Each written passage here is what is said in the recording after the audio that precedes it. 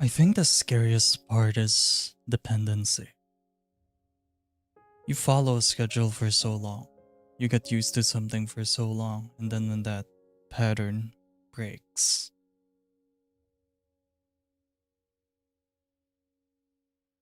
you suddenly don't know what to do.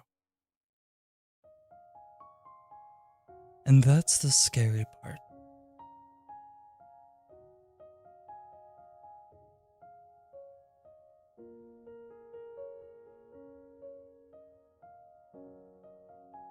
You see, for the first 5, 6, 7 years of living alone, I pretty much had a schedule. Yeah, wake up, go to school, finish homework, go talk to friends if you have any. Do this, do that. You have this pattern, you have this schedule that you have to follow.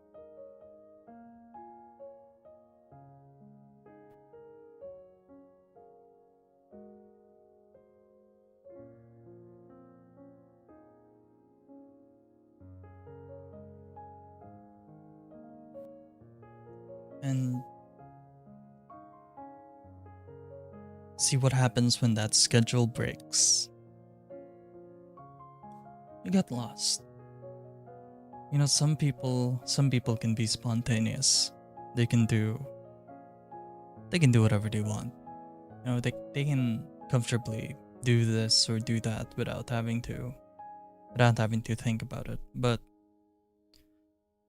for me, I'm more of a person of habit.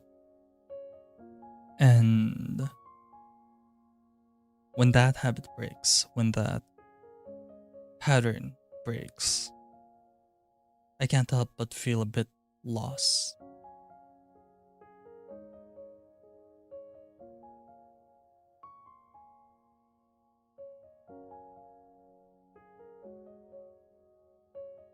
I wasn't alone. You know, for the first for the first 6 years of me living alone, I wouldn't say I was totally alone. I had friends that I could talk to. I had friends that I could hang out with. And hell, I was even in a relationship for those 6 years. And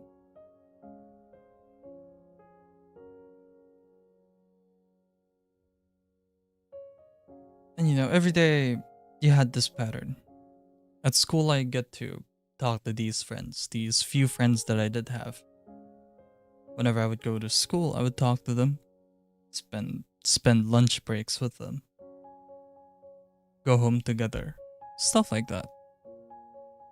And then once I got home, I could text my then girlfriend at the time, and then yeah, you know, I got home. Hope you got home safely too. And you know, for 6 years, that's been a habit. That's been a constant. And it never broke. That schedule never broke. But I think we're all aware that's not how life works, does it? Once a habit, once a schedule, it doesn't really stay that way. You don't know what happens. Right? People move on. Yeah. So it's not something that you can depend on and be like, yeah, this is gonna be a thing that you're gonna be doing forever. This whole habit, this schedule that you have, you're gonna stick to it forever. That's not the case. That's not how it works. And the hardest thing for me to learn was getting used to change. And I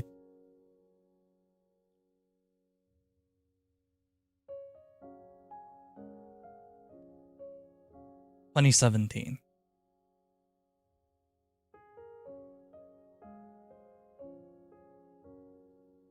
Twenty 2017 is a year that was, I guess, the biggest turning point in my life. 2017 was when everything started going downhill.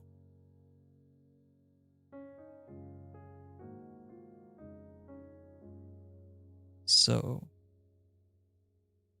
everyone knows this story, but I can repeat. I can refresh your guys' memories, but you guys are aware that for 6 years I was in a relationship. We call it long distance. You can call it long distance if you like. But to be fair, me and her, we were only 3 cities away. That, looking back at it now, that doesn't really sound like long distance to me. I would visit her once a month. Her family knows me. My mom knows her. My siblings knew her. My friends knew her. And we shared mutual friends. And you know, when you're a teenager and you're in love, when you're a teenager and you're trying to get through relationships, you get these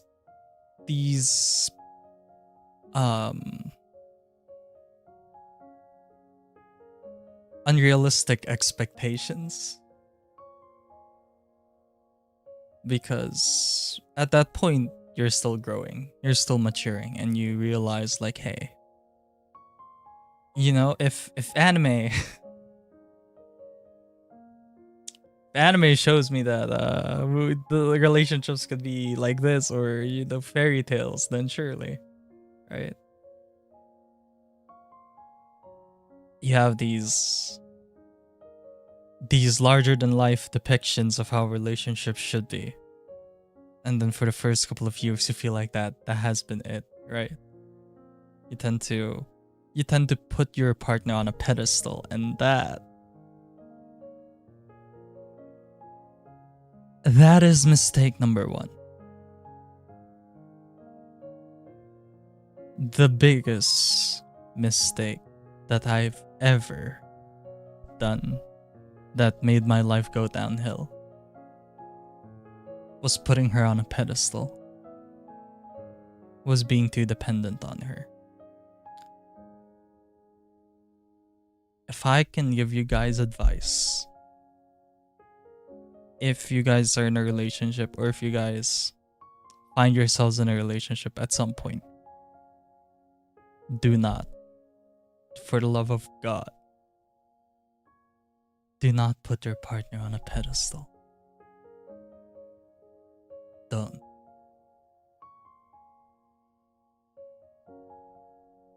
Because 6 years later, countless hours spent commuting to her place so that I could visit her. Countless money spent on gifts. And countless emotions poured through chat and call. 6 years later, she cheated on me. And because I put her on a pedestal, because I was codependent on her, because I realized to myself, oh, there's no way I'm gonna live without her, right? I forgave her for that. I thought she was this person who's just perfect. She can't do anything wrong. And even if she does, I refuse to believe that she does anything wrong. Because I do not want to know what the alternative is. I do not want to know what happens if I lose her. I'd rather turn a blind eye to her faults and her wrongdoings, just so that I don't lose her. That is the biggest fucking mistake of my life. That's when it started going downhill. So what happened? Obviously, I recovered. You guys can tell, I'm here. This happened in 2017. And it's 2025, I'm still alive. But there's one thing from that, one biggest thing, takeaway from that relationship that stuck with me like an annoying little voice in my head. An annoying negative side that always stuck with me throughout because of that. Trust issues. Because of her, I've always been so paranoid. Because of her, I've been anxious around people. I've been scared around people, not knowing if I could trust them or not. It all started that day. These trust issues, the paranoia, it started when she cheated on me that day. And it stuck. It stuck so badly.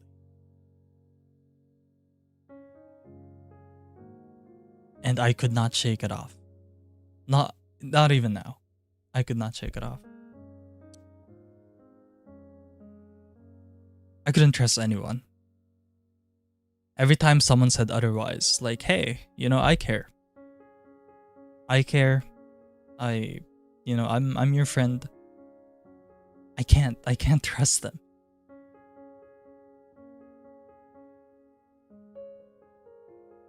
And that's the worst part.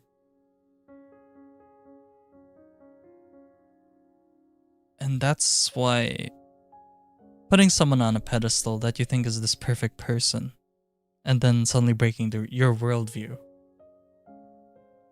it leaves a lasting mark on you that doesn't go away. And mind you, 2017 was 8 years ago.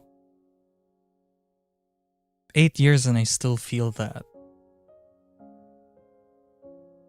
wound. It never goes away. And it gets easier. It does get easier to deal with.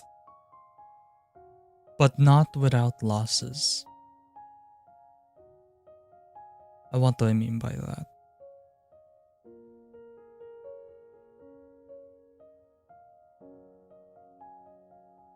This stress issue.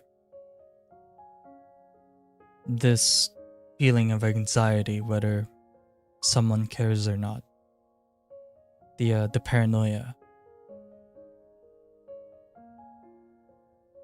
It breaks friendships. And it breaks relationships.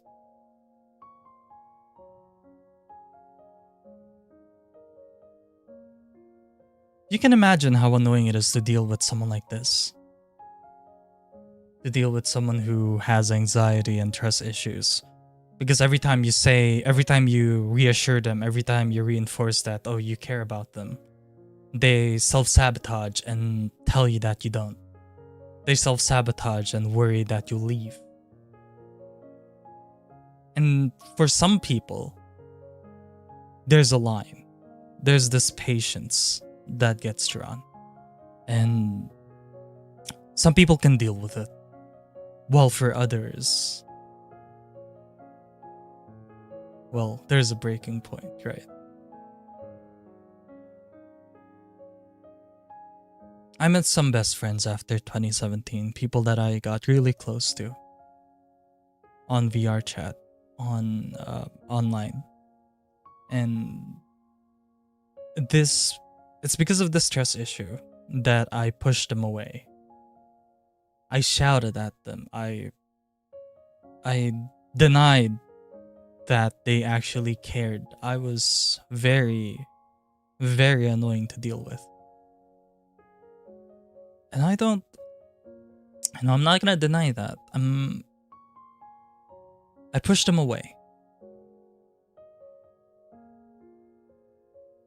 I hurt them because even though they showed that they cared, I pretended that they didn't. Because I wanted to feed that. I wanted to feed that my anxiety, my mind that, oh yeah, your instincts are right. You know, you shouldn't trust this person. You don't know if they actually care or not. You want to feed into that negativity just to prove yourself that you're not crazy. You're trying to validate your feelings of distress and anxiety by trying to nitpick small moments in time where it feels like they don't care at all. And when you start nitpicking those moments, once you start putting those together, and then you come at a breaking point where you confront them and say, okay, maybe you don't really care. And this is why. But then you're fucking wrong. They do care, and you just tend to turn a blind eye towards that. And that's what I did. I turned a blind eye towards the people that did care, towards the people that showed so much sacrifice and patience for me. That's what happened. I ended up pushing them away. I ended up getting them annoyed at me. And until now, I haven't spoken to them.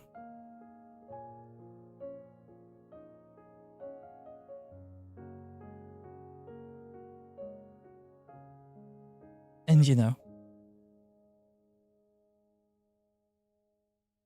the worst mistake, the putting her on a pedestal, my ex,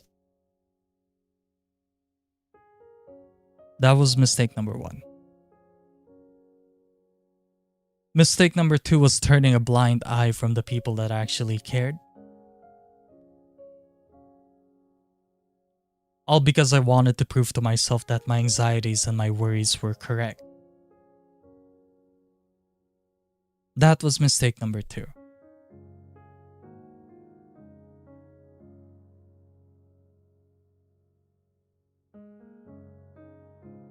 So what happens? What happens when you have so much distress and anxiety? So what did I do? What did Kyoshi Akazura do after all of that?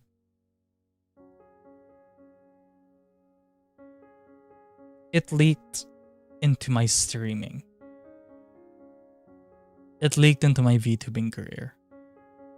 I see names of people that drop by. I see the names of people that lurk, the names of people that chat. And because of this distrust, because of this anxiety, every time I start a new stream, every time I go into a new day and stream a new thing, if I don't see those names, I feel like those people don't care anymore. The self-sabotage is there in the back of my mind. I don't verbally say it. I don't verbally say, hey, where's this guy? He was here yesterday. Now he's not here. So much for caring, right? So much for being a viewer, subscriber, follower. That is dangerous. You know, you get this distrust for your own viewers, for your own followers, the people that drop by to support you. And that's not right. That's not how a content creator or a streamer should put their mindset into. But you nitpick every single thing. And that's the issue with someone like me who has so much trust issues and anxiety. Is that I check the worst thing that I did to feed into my anxiety was looking into the streams of my friends 2 years ago. Or rather 2 years ago,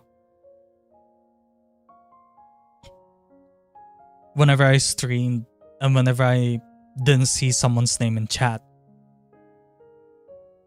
I would go to a friend's stream. In this case, Stella. And if I go to Stella's stream and see the person that's missing chatting in her streams, I would feel fucking horrible. It's like, oh, they're on Stella's stream, they're watching her stream. Wow, okay. And that is so terrifying. I'm in the middle of stream. I'm in the middle of playing a game. And I would pause it just to alt tab into Stella's stream to see if any of my viewers that are supposed to be here are in her stream. And that is a scary thought to have. That is a scary feeling to have.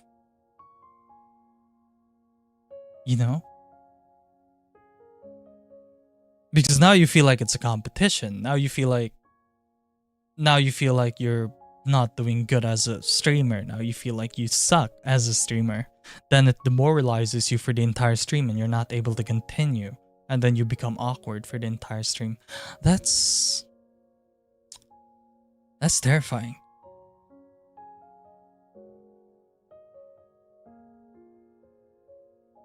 And I wish I could say that I've changed from that. And I have.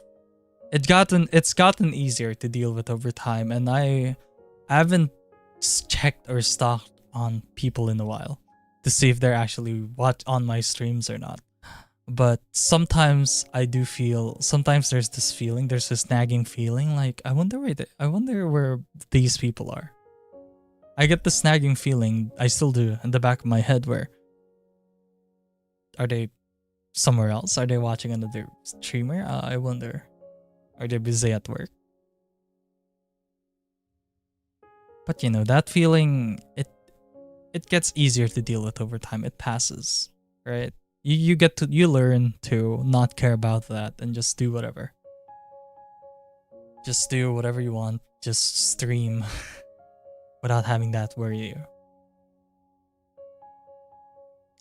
And that is mistake number 3.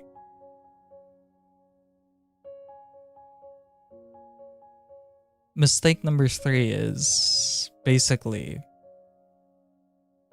doing all of that, self-sabotaging myself and my streams, my energy, my content by worrying about where this person in chat went or where that person is. What's the next mistake? What's the next mistake on my list?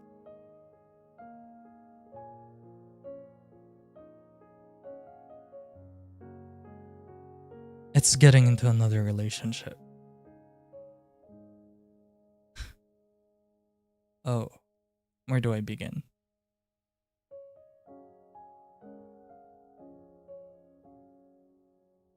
I'm sure for most of 2024, you guys are aware that I was with Light.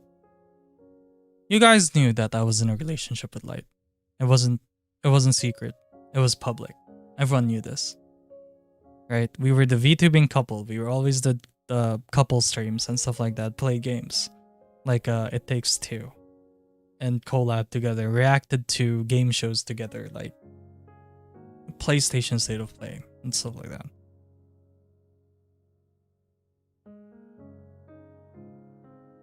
I never fully told you guys why we broke up.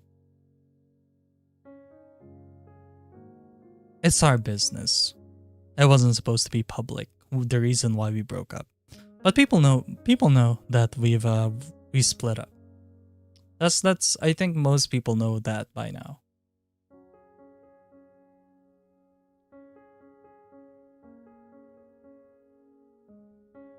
Why did we break up?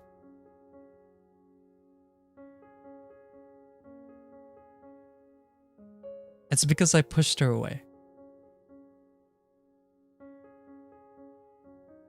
The anxiety, the distress, it stayed.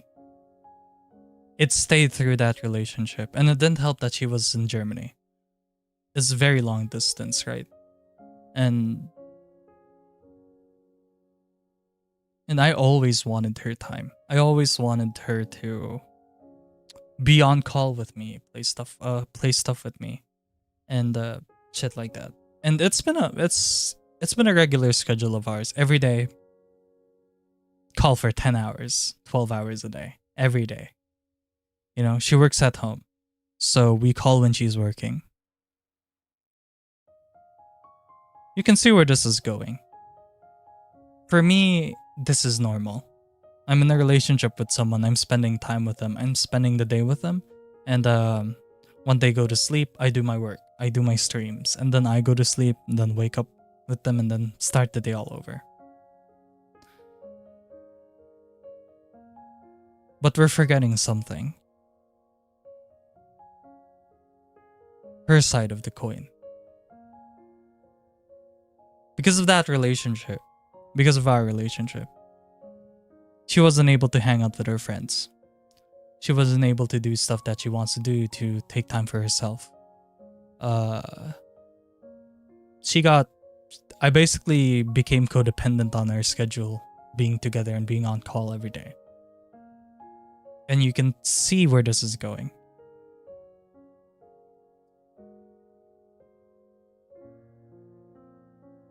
Even though she sacrificed so much of her time, so much of her effort, even though she gave me so much love and even like spent so much money to visit me. You guys are aware of this. She visited me on September last year. And we were basically living together for the better part of 3 weeks. And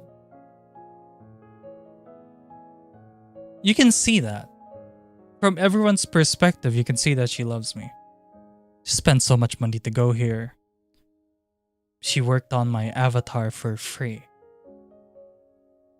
I wouldn't be this dragon prince. I wouldn't be Kyoshi Hazara. I wouldn't be this character that you're seeing on screen right now if it wasn't for her. She rigged this. She drew most of this.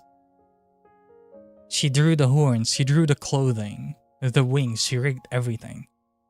She made this possible, all of this. So from others' perspective, oh shit, she really loves you. Like she's given you so much. When my apartment flooded, she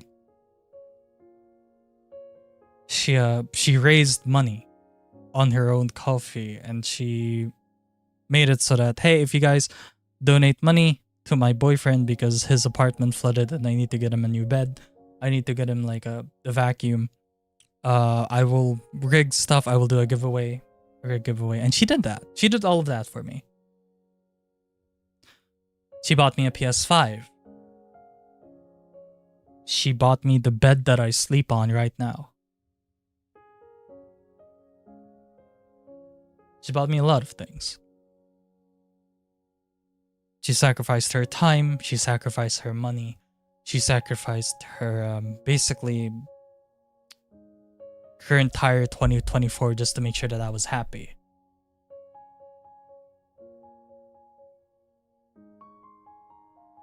And you know, there are times where I was able to repay that kindness, to repay that love.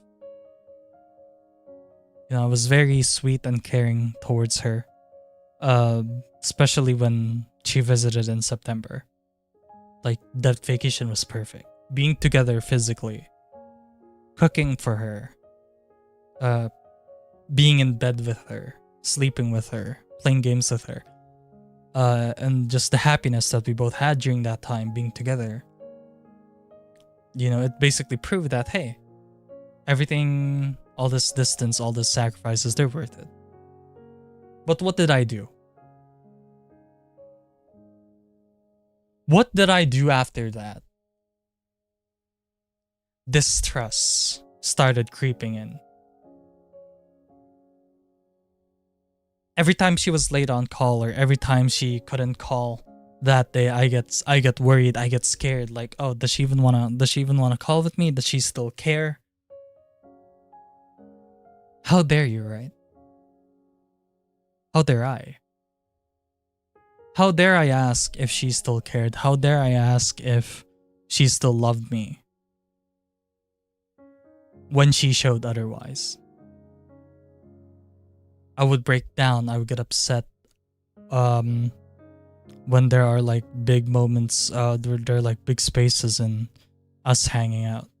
And not upset in a screaming, angry way, right? I don't get angry. People know this. I don't get mad. But more so upset, and I get depressed. I get stressed out when we're not able to spend time together. And I became so codependent on her again. The mistake that I did, the mistake that I basically, first mistake was putting light on a pedestal. Was making her the center of my life, was being codependent on her. And when she did need time to be with her friends or time to do stuff for herself, I get lost. I couldn't give her that time. Or if I was able to give her that time, she would feel guilty because she knows that by spending time with her friends, spending time by herself, it makes me sad. And it forces her to and she wants to make me happy, so it forces her to basically sacrifice so much to make me happy, even if it meant that she felt like she was being choked. Even if it meant that she felt like she couldn't spend her time how she wanted to. And that's because of all this distrust. I couldn't trust her to spend time on her own. I couldn't trust her to just hang out with her other friends. I still let her. Spend time with her friends, but she knows that if she does, that I get upset about it, that I get stressed out. And I hated that part of me.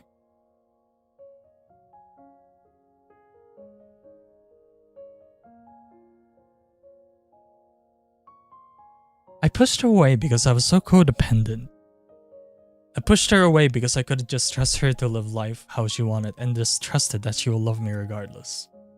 I was just so scared of her leaving. I was so scared of her cheating on me with someone else because of that lingering feeling that I had from my first breakup. From the girl that I basically promised my entire life with that's cheating on me. Now I couldn't trust anyone else.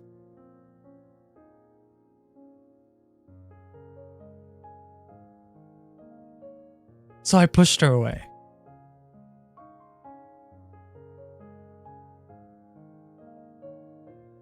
All because I was selfish. All because I wanted to prove to myself, oh, yeah, you know, maybe your feelings of anxiety, maybe your feelings of, you know, maybe they're real. Maybe she is cheating on you. Maybe she doesn't love you anymore. Maybe your feelings are dying down. Trying to justify that, trying to think like that. It's unhealthy. And it's not just unhealthy, it's self-sabotaging. Like, how many people have I pushed away now at this point because of that? How many people who obviously showed that they care, who obviously showed that they love me, who obviously showed so much like effort and sacrifice, so much time, money, and patience for me. How many of those people have I pushed away? Have I, because of my selfishness, because of my anxiety? Way too much. And I'm sick and tired of it.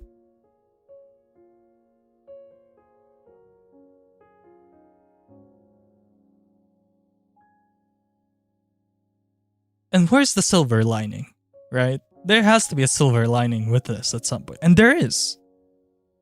There is. I've learned.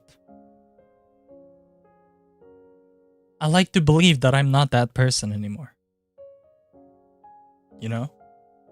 I like to believe that, oh, that version of yourself that was self-sabotaging, it's gone.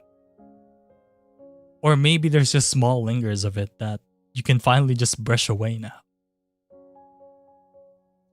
You know, and I like to believe that I changed. I like to believe that because of all those losses, it taught me to just stop overthinking, stop being anxious all the time. But what did it cost? What did it cost to learn this lesson? What did it cost to be the person who I am now, currently? It cost so much.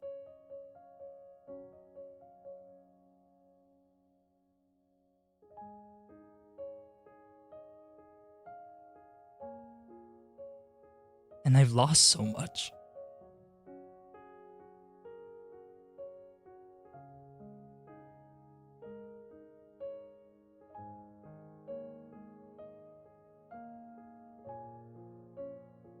All because I couldn't All because I couldn't just trust someone. All because I had a hard time trusting people. I've lost so much. I pushed people away. And I burnt bridges that I don't think will ever be rebuilt again.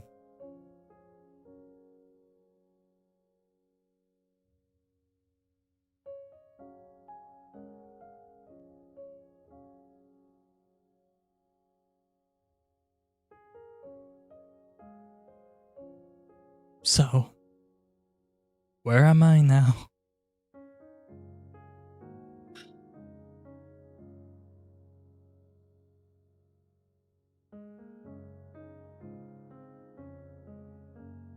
And you know the scariest part of it? You want to know the scariest part of the situation right now? The one thing that terrifies me. Right here and right now.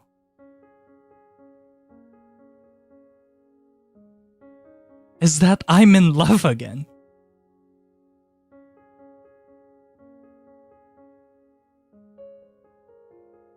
And I'm horrified of pushing this person away.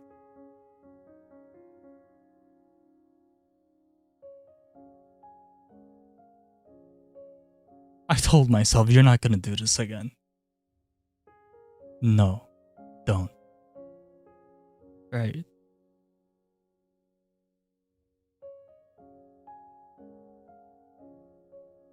So why? Why are you letting yourself feel this emotion again?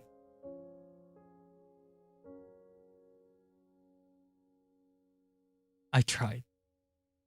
I tried brushing it off. You know, I tried telling myself, oh yeah, no, this is just a passing thing. It's gonna go away. It's gonna go away.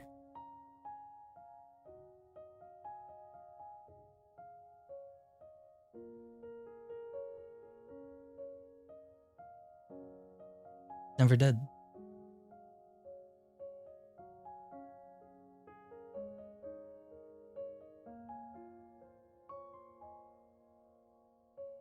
It never did. I thought that I wasn't really in love with this person. It's just a crush. It'll go away.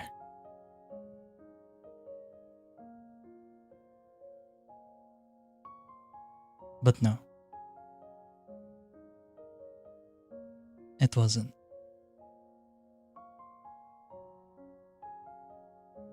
And I think the biggest, most terrifying thing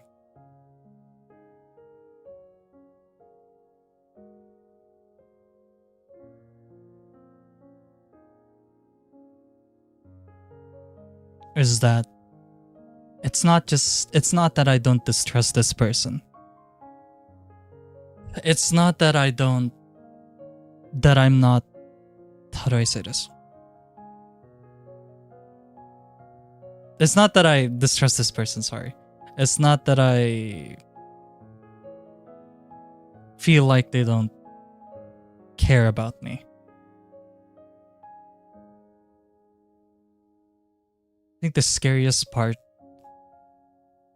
is that I don't trust myself.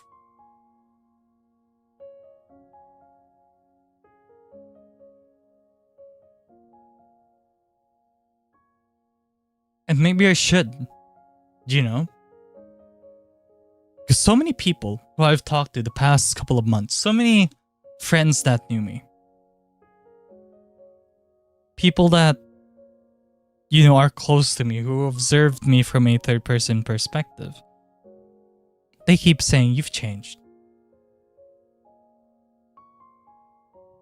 I know the type of person you were back then, and you're not that person anymore, so you've changed. And that's the scariest part, is that so many people have told me I changed. But I don't believe that. I don't trust myself that I've changed. Maybe not. And then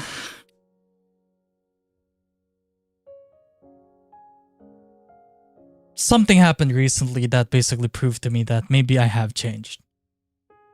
You know? And what happened? This person that I'm in love with, this person that I've basically been talking to a lot lately, I've been spending a lot of time with lately.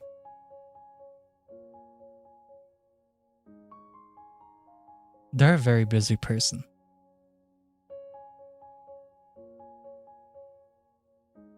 You know, they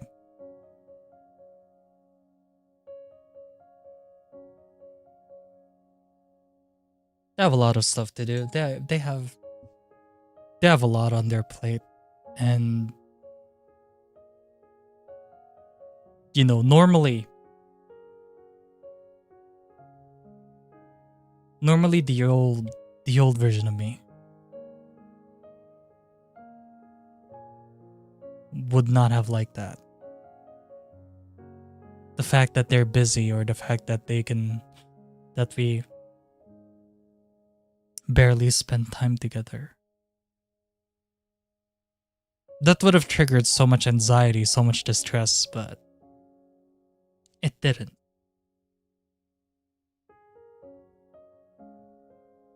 And then recently, this person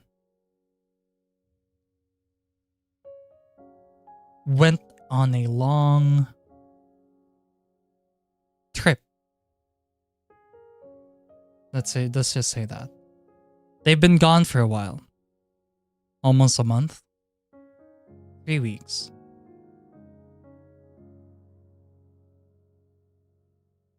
You know, spending time with friends. They were basically... We basically just... When you usually chatted and we usually called, it came to a point where we just sent messages once a day for those 3 weeks, because they were gone. They were on a trip with friends. And what proved to me that I changed was that it didn't bother me. The trip didn't bother me at all. That they were spending time with other people. That they were doing this and that. And it showed me, okay. Wow. It didn't bother you.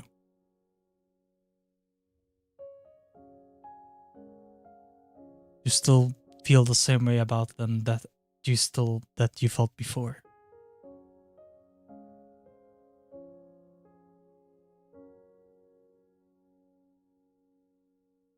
And you know, maybe some of you guys will say, okay,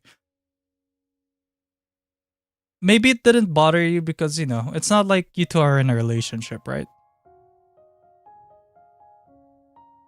It's not like she's committed to you, so why would it bother you? She's just your friend. I said she. So the gig's up. You can't say they anymore. The gender is now locked. But yeah. She's just your friend. Why would it bother you?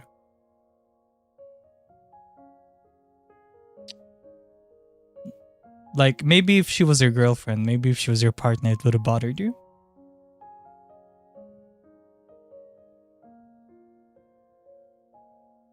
And I thought about that. And I realized, no, it still wouldn't have. And you know why, chat?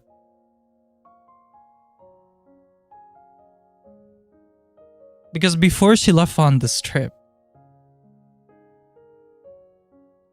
we've established this. Before she left on this trip, she already established that she loved me as well.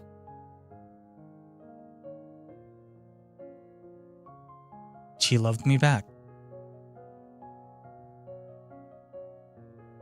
We couldn't be in a relationship.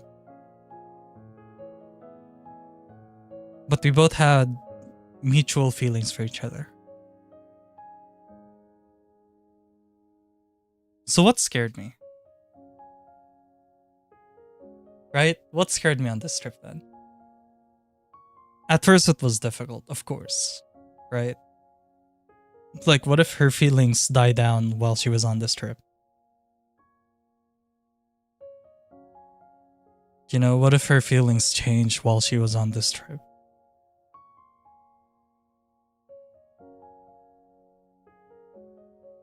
How would I feel about that? Would I be upset? Would I be worried? Should I be worried? Should I be anxious about her feelings dying down? And that's the very same mistake that I did with Light that pushed her away. So I was not gonna do that with this person, right? So I never doubted it. I never doubted her. I knew that when she came back on her trip that she would still feel the same.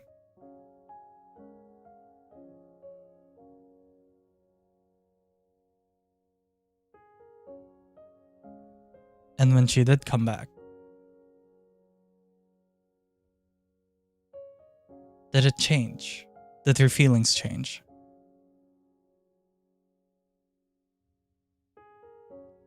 And this is where I think I finally realized that I'm not the same person who I was before. When she came back, I was unsure of her feelings for me.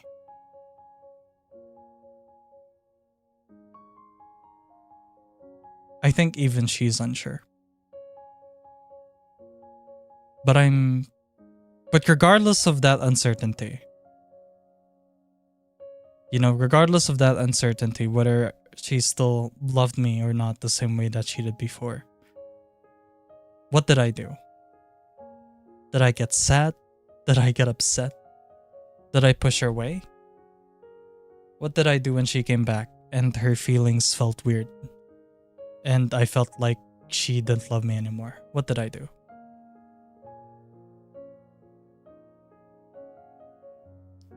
I still trusted her.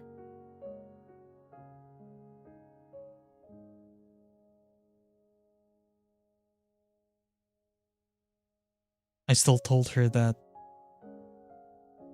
hey, nothing changed on my end. I still love you the same way I did before the trip. And I didn't need her to assure me that. I didn't need her to reassure me that she still loved me. What mattered to me was telling her that my feelings didn't change. And I didn't worry if her feelings changed or not. I was just happy that she was home safe. I was happy that I got to talk to her again. And that's all that mattered to me. And that's it. That's when I realized, wow, guess you have changed.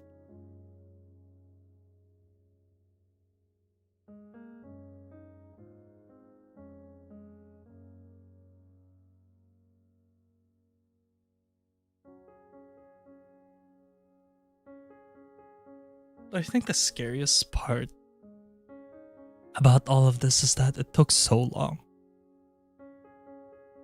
It took so many losses. I pushed away so many people at the cost of being a better person that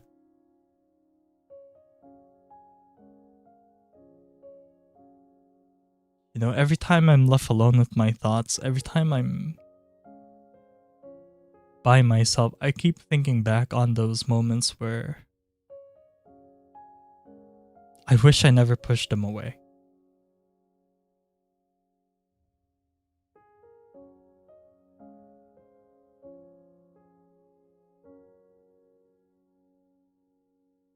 I lost so much at at everything, just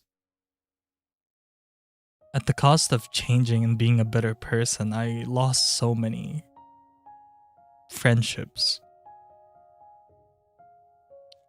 I've pushed away relationships. I've pushed away people who cared and loved me. And now that I'm a better person and looking back at it, I wish I became a better person sooner.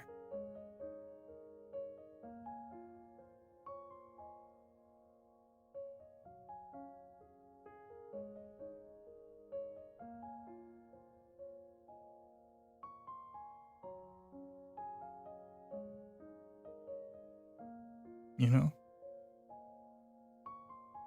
But I was just like, and I'm still trying to improve. I'm still trying to learn. I'm still trying to become a better person. But I'm just sick and tired of losing people. I'm sick and tired of pushing people away.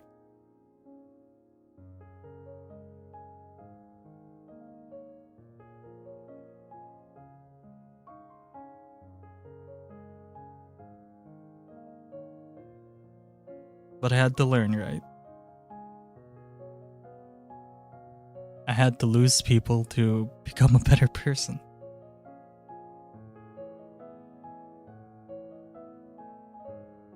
And I don't want to lose what I have now. I don't want to lose the friends that I have now, or just...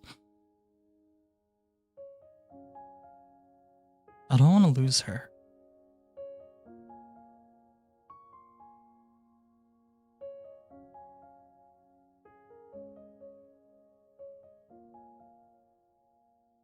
And it's the biggest thing that's been eating at my mind the past week or two.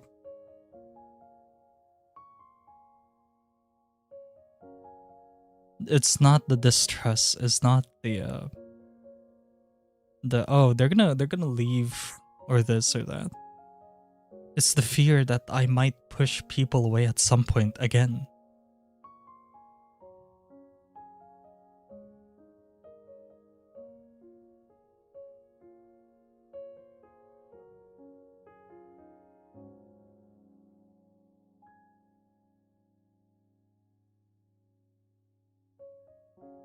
All because now it's not the distrust that I have for other people, but the distrust that I have for myself.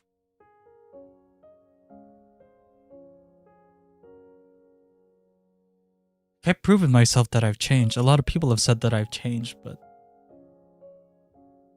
I'm worried that there's this small part of me that might, just might, still push people away. Subconsciously. You know?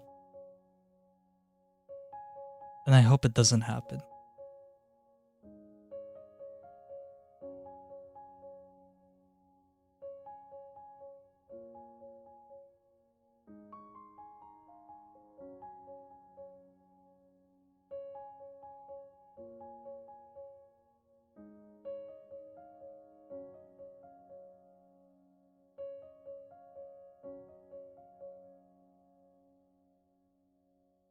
That's a very good question, isn't it? Za, what do I want to do?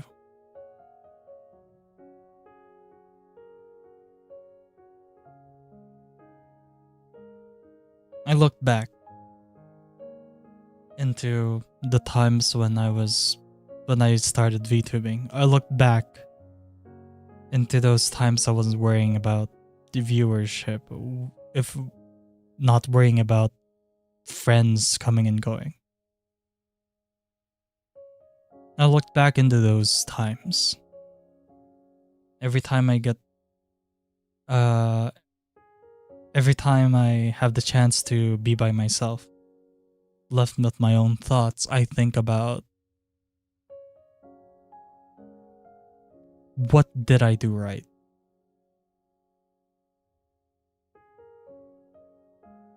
What do I want to do to continue making that right?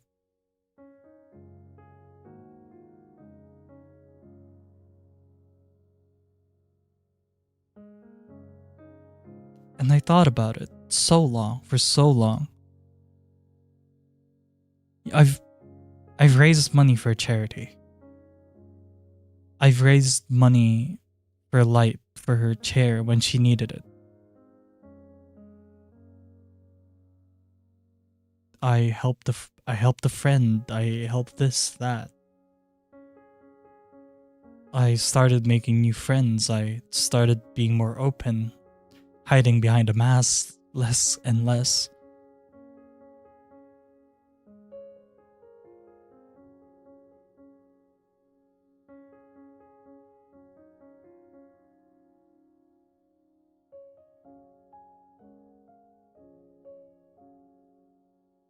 I just need to continue doing that.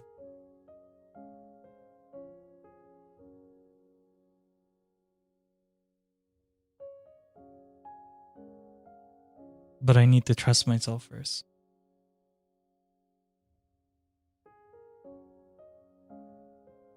You know, I need to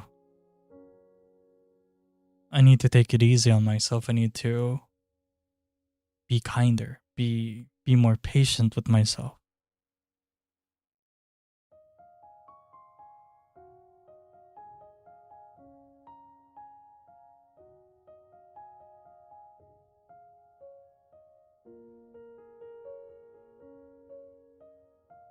Because for the longest time, I've hated myself.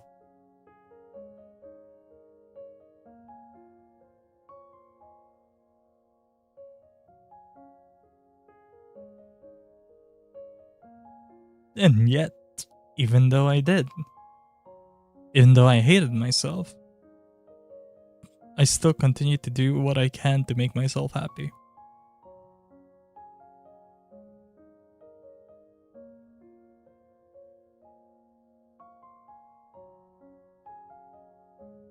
There are parts of myself, there are good parts of myself that I refuse to see still.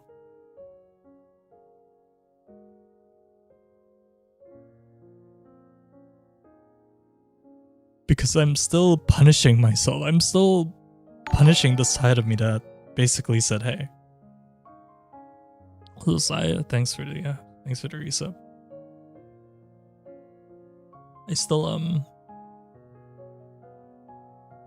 I'm still punishing that part of myself that pushed away light, that pushed away my other friends. I'm still telling myself, hey, you did this. This is your fault. Because of your distrust, because of your anxiety, you pushed them away, you burnt these bridges.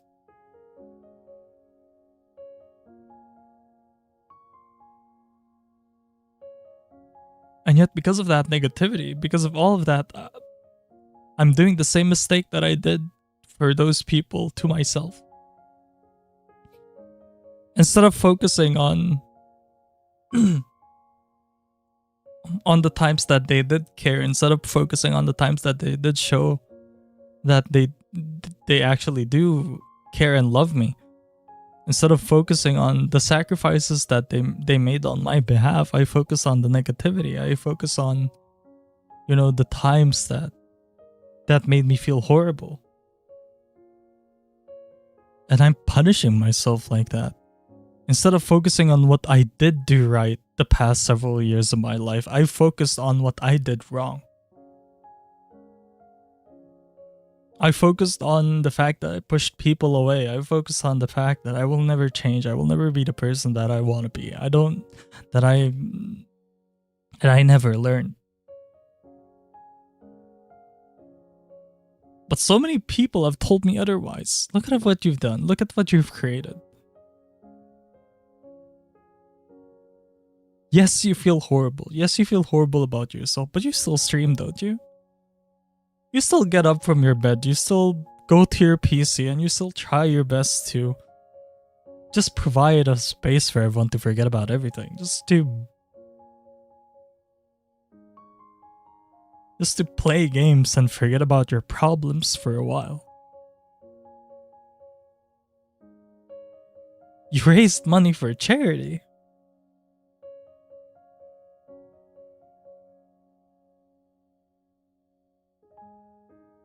And I had a letter. Do you guys notice? I got a letter back from that hospital that we raised money for. Basically thanking me for doing all of this for... And yet, despite the praises, despite the obvious good deeds that I did do, I still choose to ignore them and still choose to focus on my negatives.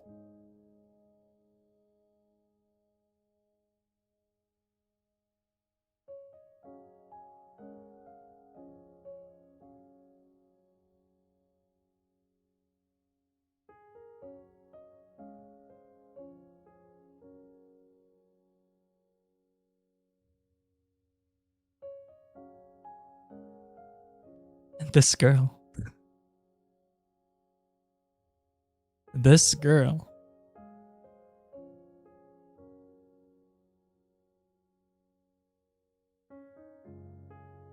She couldn't see a fault in me.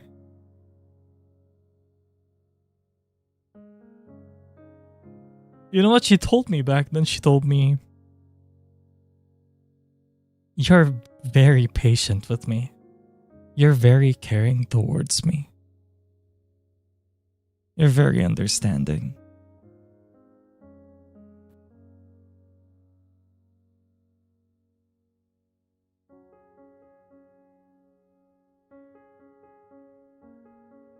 You're patient, you're understanding, you're caring.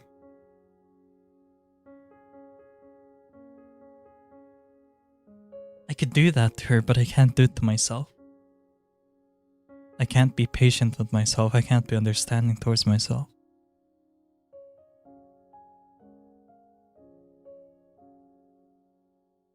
And I need to learn that.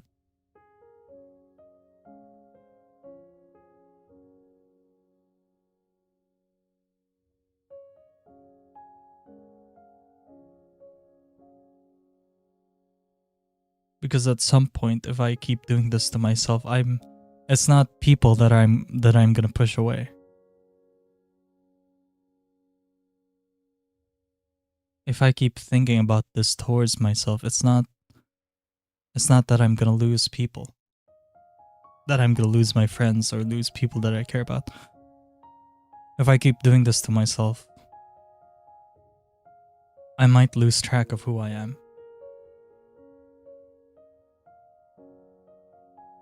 And I don't want that. I don't want to give up on my dreams. I don't want to give up on my hope. I don't want to give up on the promises that I made to myself that, hey, you're gonna make it. You're gonna do this, you're gonna do that.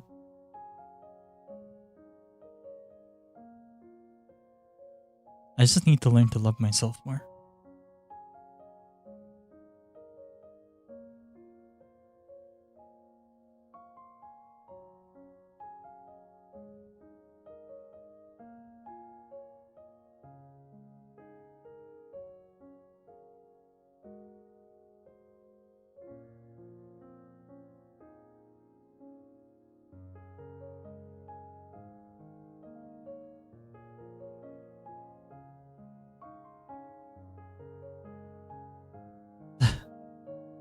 The thing is, I can't do it alone.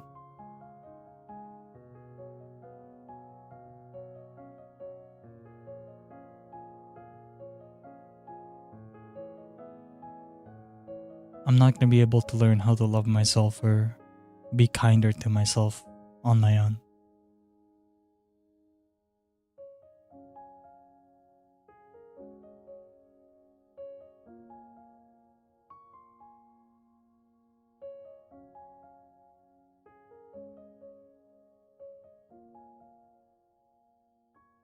I'm gonna need people.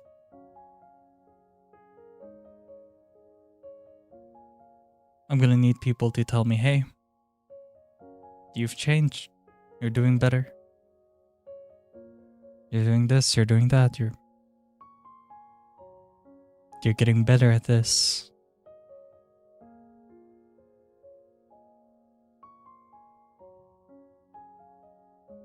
And I tend to ignore those. I tend to ignore those comments or praises because the negativity that I have towards myself is louder than the voices that tell me otherwise. But I'm gonna need to learn.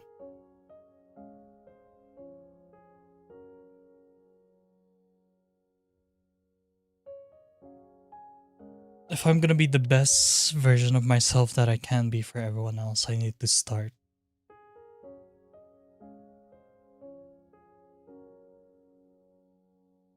Start by caring about myself first.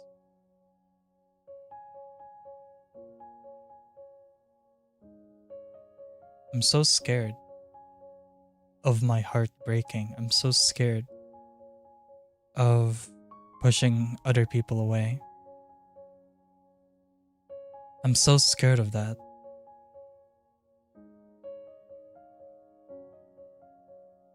But I shouldn't punish myself. I shouldn't punish my heart for surviving. For wanting to feel love again. I shouldn't punish it for falling in love again. I shouldn't punish it for hoping that this is gonna happen or that's gonna happen. Because every time I feel like, oh yeah, this is gonna be a good stream, this is gonna be a great day, I keep telling myself, no, it's not. You know, this is gonna happen. This bad thing's gonna happen. This negative thing's gonna happen. No, it's not. Why am I punishing myself for it? And I should stop doing that. I should stop.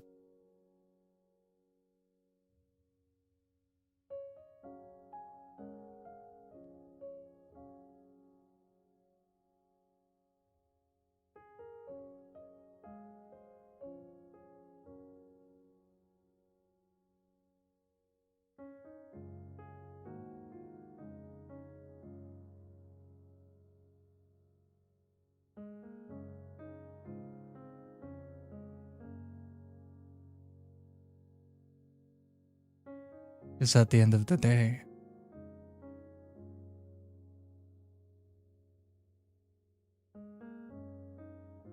when friends are busy or asleep, when people are doing their own thing,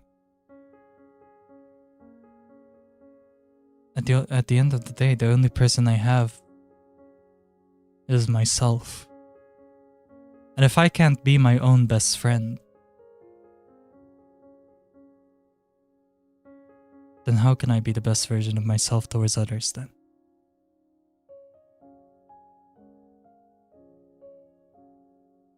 And I want to learn that.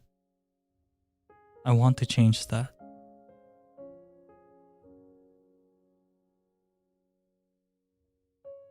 I just need time and people.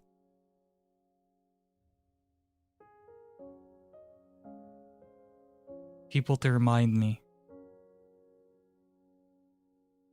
that, hey, you've changed.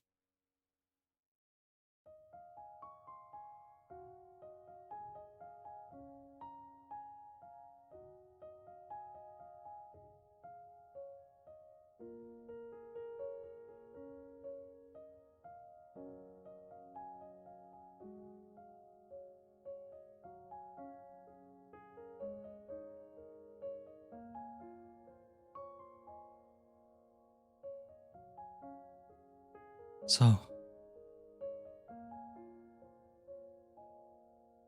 now what?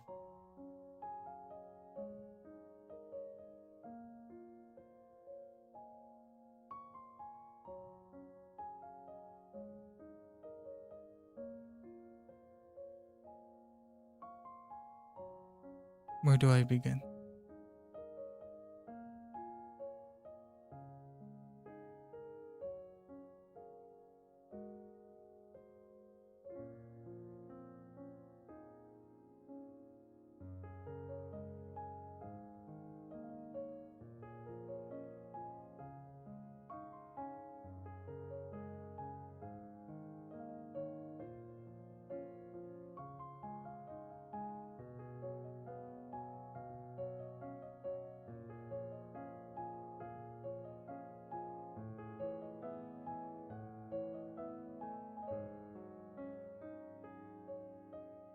I guess it goes back to the beginning of the stream. When I asked you guys, what's the one word that describes me the best?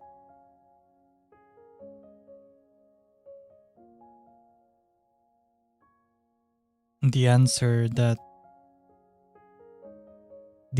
I said was being stubborn.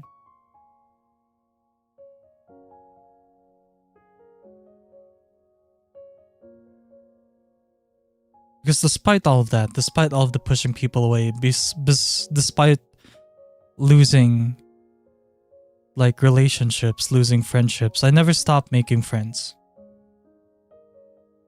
I never stopped myself from trying to fall in love again. I never stopped myself from hanging out with people, from playing games with people. So I guess there's a part of me that's still saying, hey, just live. Just be happy. Because despite the negativity, right? All the anxiety that I have, all of that, I never gave up.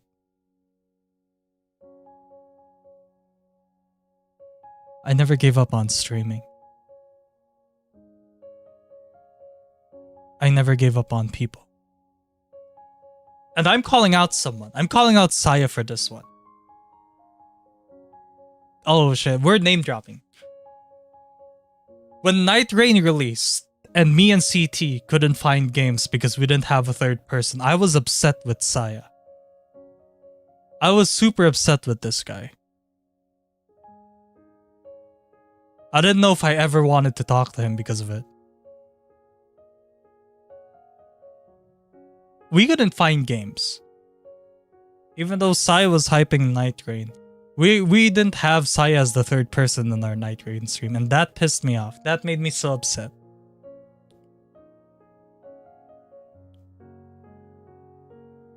But I didn't push him away.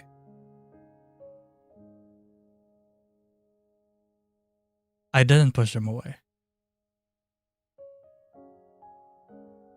When he was on that one stream, and he said, hey, you need a third? We put him in. We forgot that launch ever happened.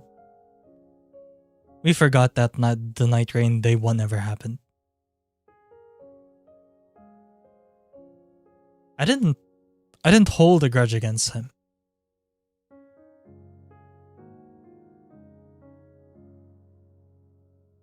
And you know, old Kyo probably would have. The older person of me, the older version of me, the one who never learned, the one who was so distrustful of people, I would have pushed Saya away. I would have stopped talking to him. I probably would have blocked him.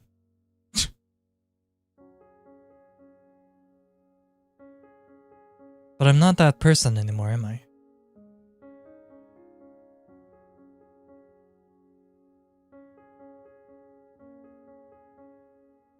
I'm not that person anymore.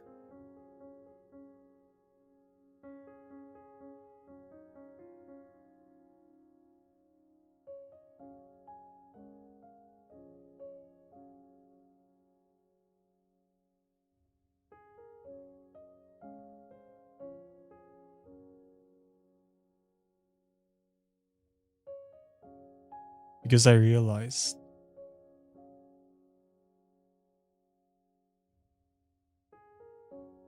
you know?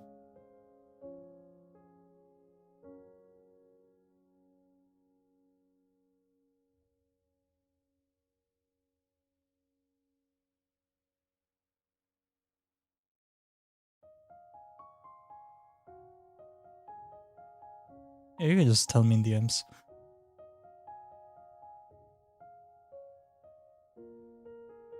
As I realized that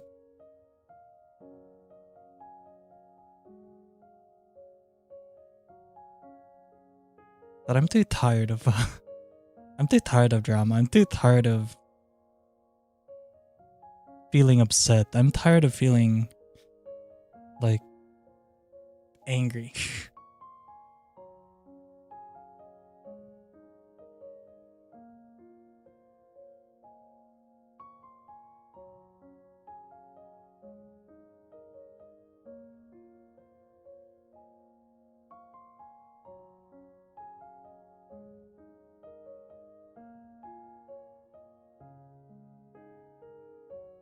So, yeah.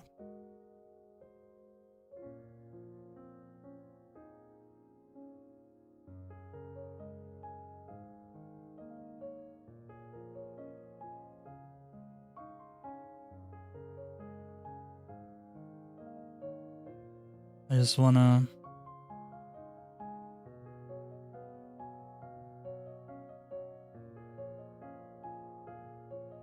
I just wanna move on.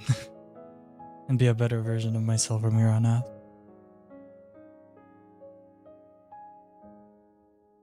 I've said this before, but the learning process is gonna take a while.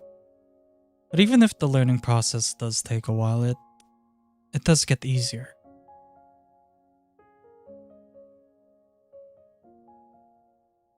Small steps, right?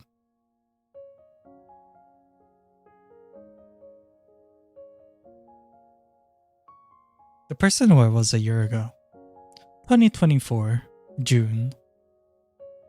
The person who I was 1 year ago. I realize now it's a way different person than I am now. That's gotta count for something, right?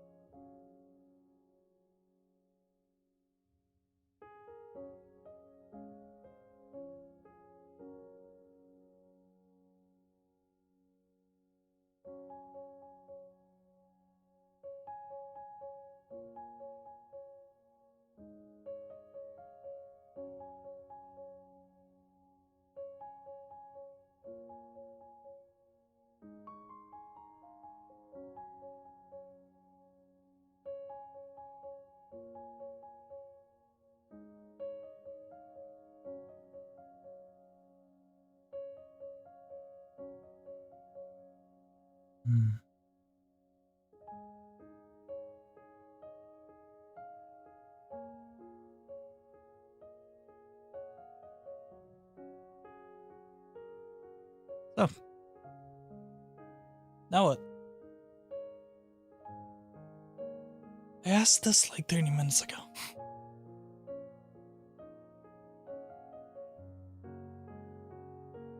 So what happens now? Well,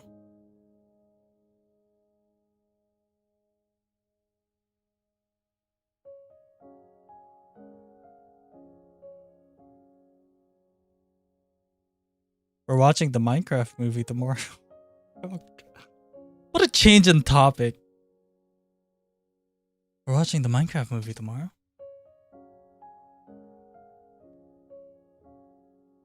And it seems like the most voted time is 12 a.m. Eastern. So CT, I hope you're able to stay up. We're watching the Minecraft movie at 12 a.m. Come on, old man.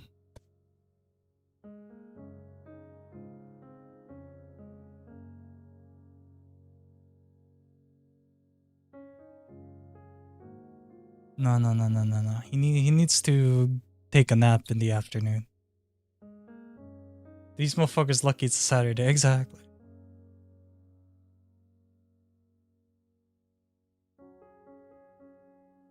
So, tomorrow night, 12 a.m. We join the movie theater channel at 11:30. And we start the movie at 12. So 30 minutes before I will start getting people into the channel. So I'll make an announcement so you guys don't get lost track in time. I'll make an announcement with local times.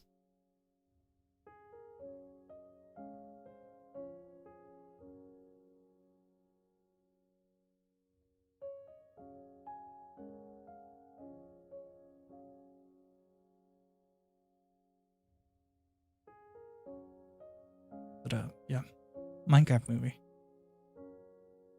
That's so weird.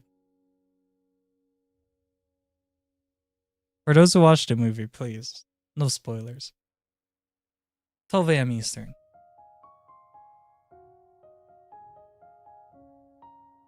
So, 24 hours from now.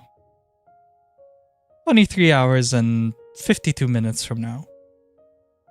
23 hours, 51 minute, and 20 seconds from now.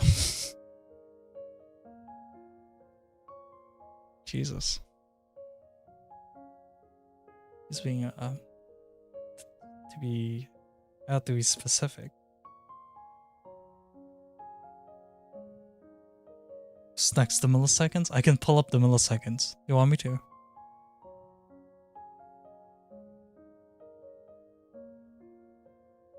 So this is gonna be 23 hours.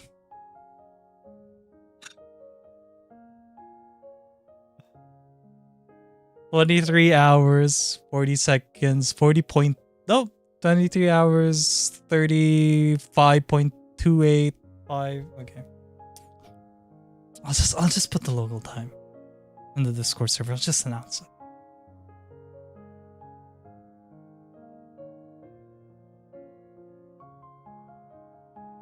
I'll make the announcement though.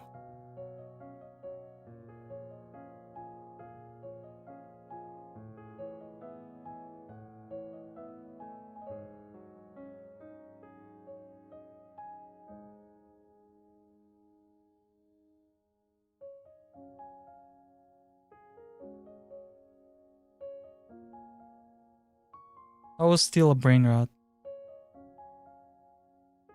It's addicting. Why do you want to know?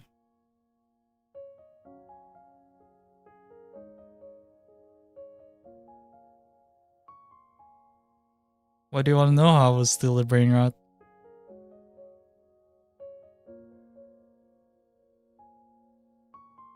Wouldn't you like to know? Wouldn't you like to know, little boy? I like the brain rot.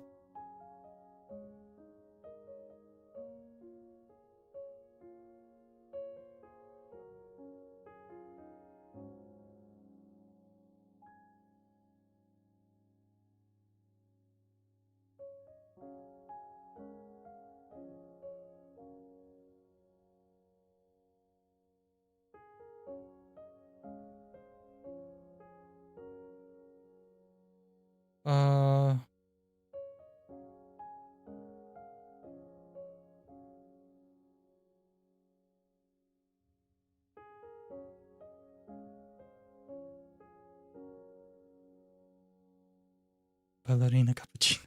Oh, God. What time is it for you, Kyo? Right there. You see the time on top of that chat box. That's my local time. Up there. You can see it up there. Upper right. Should eat lunch? Me or you?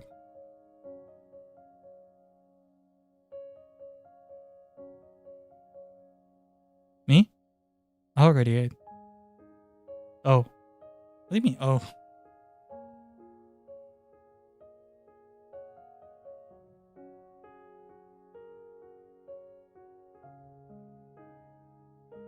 There you go. Admit one. No. 12 a.m. tomorrow is Eastern. So, yeah. 23 hours from now. 23 hours from now. Which means... No. That's 23 hours from now. Which means I might be able to do a stream before the Minecraft movie preparation time. Yeah, if I start at 9 p.m. Eastern, I can still do the Kyoshi's Horror Stash stream. Yeah, I can still do a spooky stream, a horror game stream before the Minecraft watch party. Yeah, I should probably do that.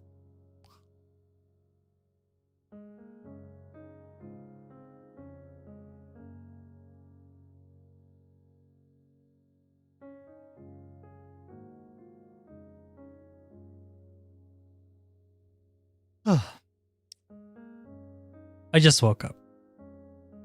Again. I've been waking up. Oh my god, where's my avatar? There we are. I've been waking up like 3 times a night now. I wake up 3 times in the middle of the night, okay? This is my 3rd wake up. I'm good now. So I'm not sleepy. I just have really clustered sleep.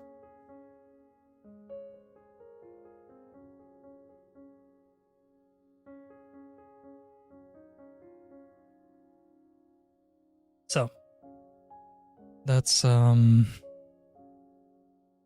fucker sounds like me before work. Yeah. So that's it. That's all I have for you guys tonight. Thank you for listening to my ramblings.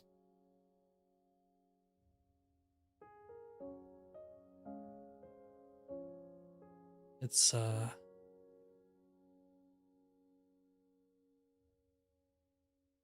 I ramble once in a while.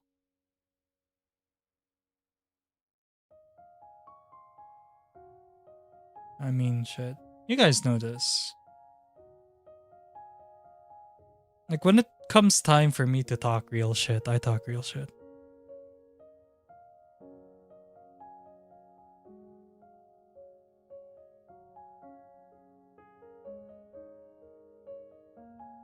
You know, for a moment there, I was worried that the Discord command doesn't work.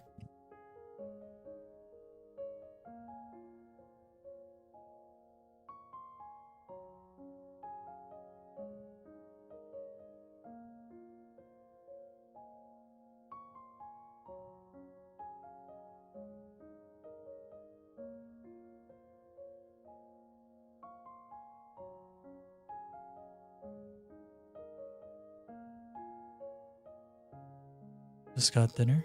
Sinigang. Better be careful. There's different types of sinigang. Is it the spicy type? Is it the spicy one or the sour one?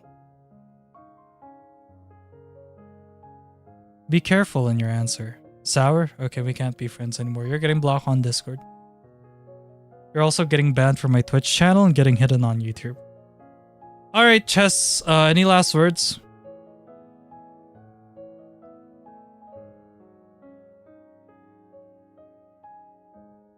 Any last words before I ban your ass? Alright. That's your last word, yes. Okay, banning now. The One Piece is real. Alright.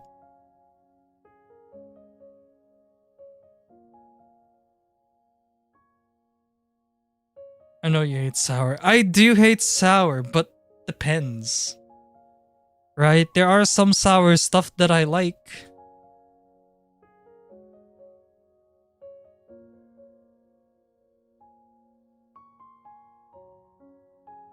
Like, I don't know. You can't. I can't even say anything sour that I like. Jesus Christ. That's how you know. That's how you know I'm lying.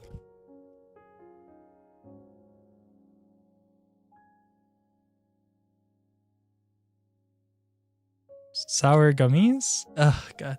Not even sour. Okay, depends on the sour gummy. If it's the mild sour gummy ones that has some sweetness to it, I'm fine. I like sour strips. I mean, those strawberry sour strip gummies. Those are good. They're not even gummies, I think. They're just sour strips. Anyway.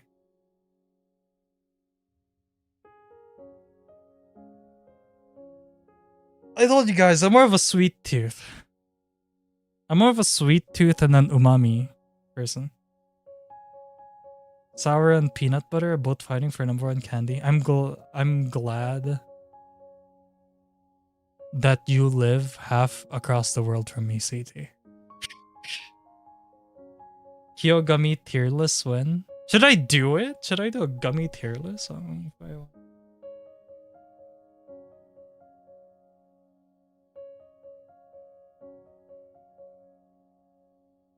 Oh God.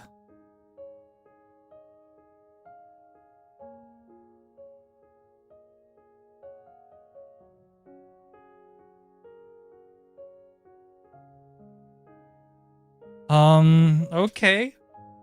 We'll do a gummy tier list, I guess. If my VTubes 3 wants to respond just real quick. Right? Okay, so, where do I begin? Sour bite crawlers? Oh, shit.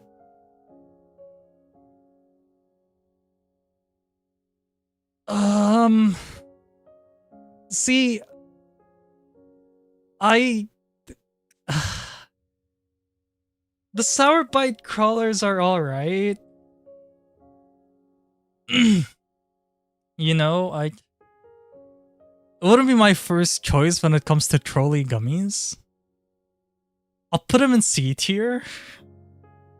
I'm sorry, but it's not. I wouldn't say it's my first choice. If you give it to me, I'll eat it, but I'm gonna choose it first. Now, Peachios. Oh, fuck yeah, this goes A tier. I'm sorry. I love fruit gummies. I'm sorry. These are so good. Peachios are amazing. Like I can eat a bag of these nonstop. Just this is where it's at. I like the sweetness of it. I like that it's not too sticky. Definitely. Squiggles? Oh man, the classic gummy worm, huh? The classic gummy worm.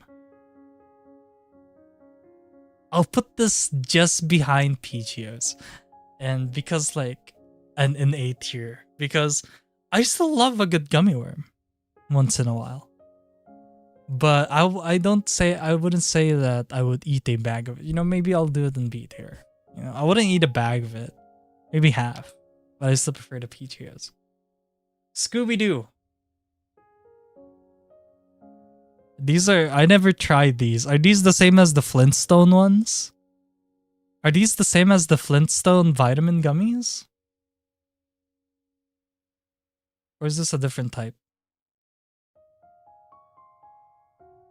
I haven't tried this. Is this like the Flintstone gummy?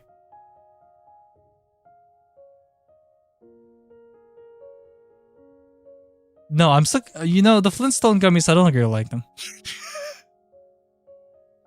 Because my parents scared the living shit out of me. They said, oh, that's vitamin gummies. And I'm like, okay. You're gonna die if you eat a lot of those. Okay, shit. I'm just... So I can't eat more than one? Yes. Okay.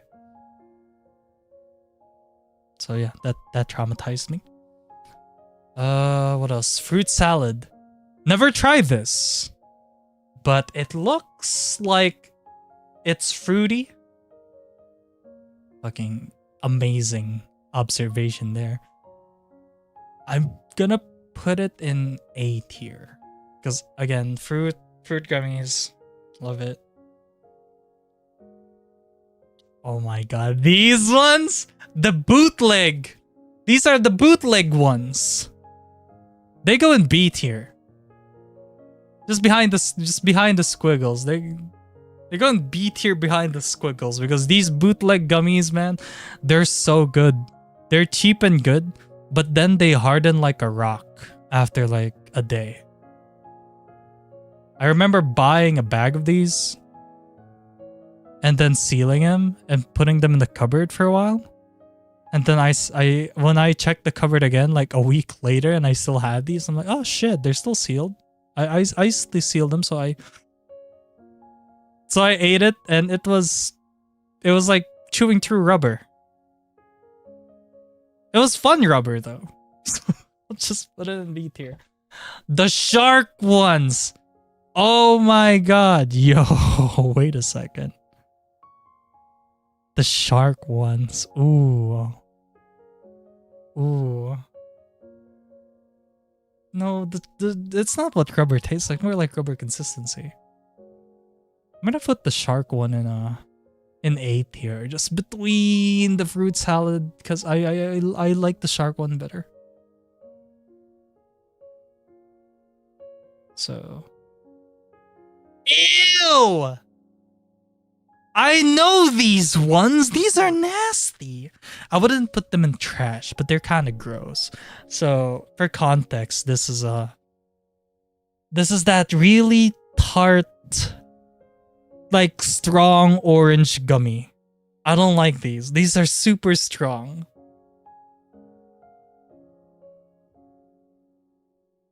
These are, oh my god.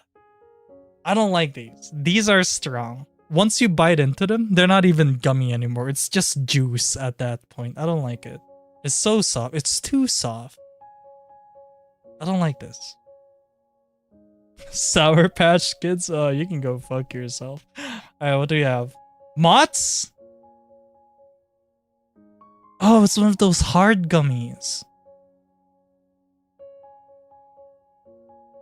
I'm sorry, audio, okay? I don't like sour gummies. Also, Mott's are gross. They're too stiff. These are stiff gummies. I don't like them. Twizzlers can go fuck itself too. I don't like... Can I tell you guys a story?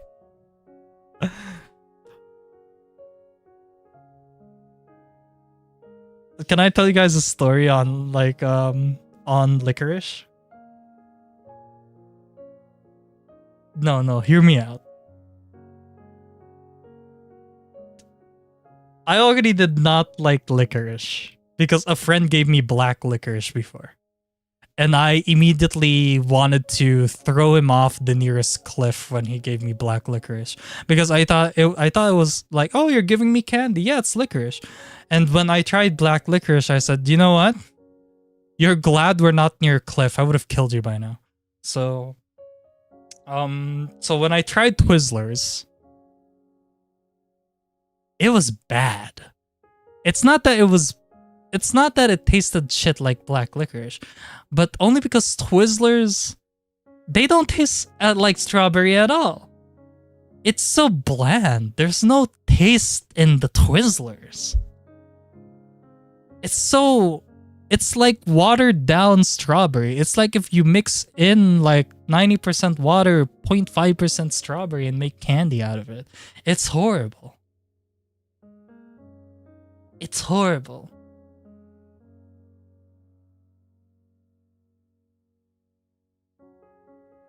You guys are gonna block me, but I'm putting dots in S tier. Hear me out. Hear me out. Hear me out. Whoa, hear me out. Hear me out. Hey, wait, hear me out. Hold on. This shit is fun to eat. Dots is fun to eat. You can grab a handful of them like, damn. It's fun. Get a handful of dots as like, it's like, how do I say this? You eat them? You eat the handful of dots, it's like an orgasm in your mouth. I should have worded that better. Oh my god, I'm so sorry. It's fun to eat. Get a lot of them, and then there's like multiple flavors and stuff. They're good. You know? I never tried a Smurf once. But this is Haribo. So, I never try this. But I am very disturbed by the fact that I'm eating a Smurf. So I'm just gonna hide that in trash tier because I don't think I ever want to eat a Smurf. Happy Cherries is going in S tier as well. Okay, look, listen to me, chat. I love my cherry and strawberry flavors, okay? Those are the two fruit flavors that I love the most. Next to, and block me, unsubscribe, unfollow. But the second best flavor that I love that isn't strawberry or cherry is grape. No, go block me. I like grapes. I like grape soda. I like grape juice. I like grape gummies. You can hate me if you want. I know some people think that's a war crime to like grapes. But whatever. I love grapes. Oh, I eat grapes themselves. I love grapes themselves too. I would buy a bunch of grapes back then whenever I do grocery runs, I would get grapes.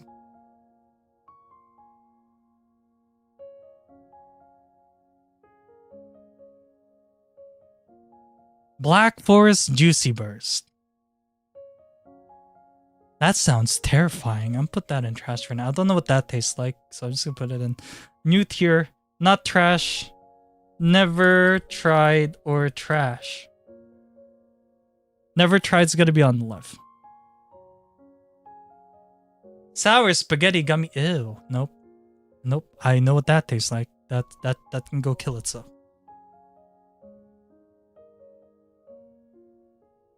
Grape soda. It tastes like if someone took grape flavored cough medicine.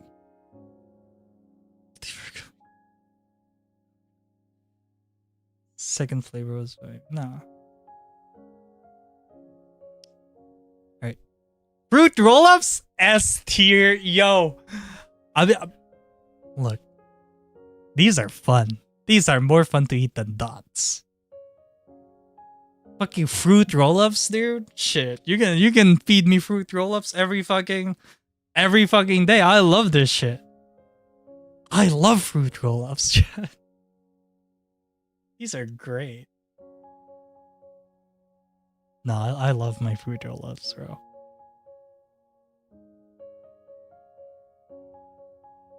Now, Haribo classic gummy bears. Now, I do love these. Okay? And I would put them in S tier. But I would say they're on the top of the A tier because like they're just classic gummy bears, you know? They're not exciting, they're not mind-blowing, they're just gummy bears and the classic. I'm gonna just do with that. I like that. I like the classics, chat. Haribo frogs. Never tried. Sounds disturbing. Cars. Okay. Lifesaver gummies. I never tried Lifesaver gummies, but I have tried Lifesavers before. And you know, thinking of it as like a chewy thing. Are they just Lifesavers but chewy?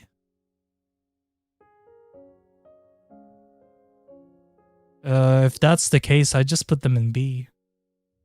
If it is what I think it is. Starburst gummies. Ooh. Ooh. I'ma put it in C. Okay, hold up. Look. Look. Starburst in itself, like, I don't like the sticky feeling on my teeth.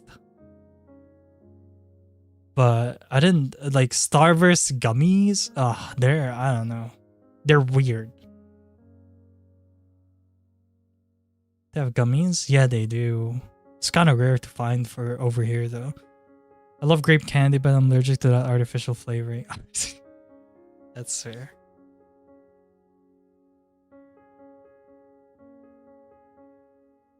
Welch's. I'm pretty sure this is a CT thing. I've only heard of old people eating this. I'm just gonna put it in never tried.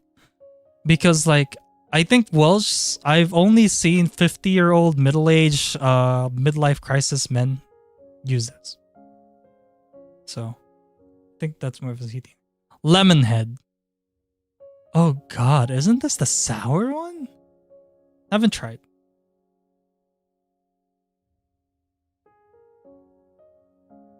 I haven't tried Welch. It seems like an old person thing. You guys are gonna have to make me try it. What?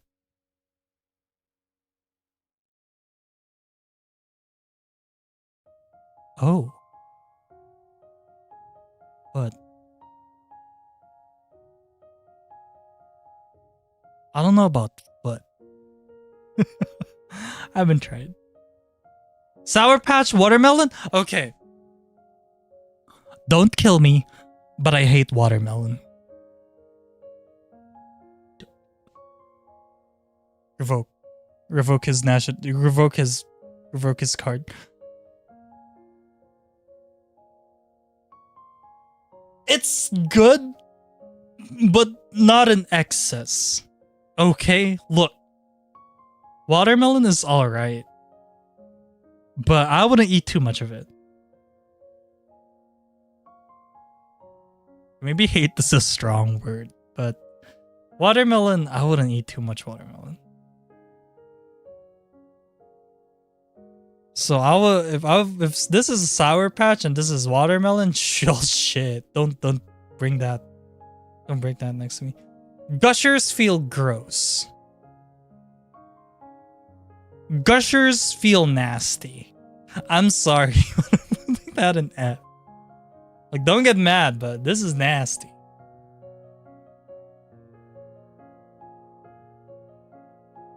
It's not often someone has a wrong opinion, but here, god damn it. Alright. Haribo Twin Snakes. I mean, these are the same as the regular squiggles, so I'm just gonna put them below it. I prefer the normal squiggles rather than Twin Snakes. Now, let me hear you out. Hear me out. Cola. Cola gummies. Cola gummies are SS tier. You know, it doesn't even matter. Everything else can go down. Cola gummies can be the only S. I fucking love cola gummies. When my first time trying out a cola gummy, I was like, yo, why does this taste like Coke though? Yo, this actually tastes like Coke though. Whoa, this is good. I've never had such an amazing experience before with gummies till I tried cola gummies. Cola gummies are fucking god tier. Give me a pastry list, yo. Give me another list. Where do we have another list somewhere? We'll have like a pastry list or something. Hold up. Those are some weird search suggestions. What's K-On doing there? Noodles? I don't know if noodles are going to be part of that.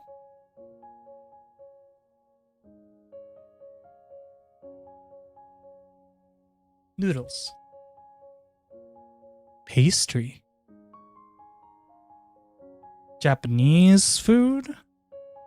Snacks. Oh my god. Should we try snacks? Chips? Oh shit. Did I do chips? Oh no. If I do that, we're gonna fight.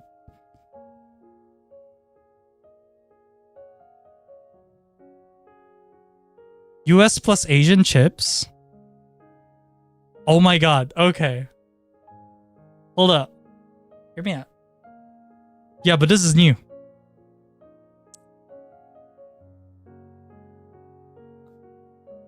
Alright. Bugles. These... I hate cone-shaped chips. I will tell you this now. Okay? Listen to me. Actually, the song is way too sad for what we're doing. Let me change the...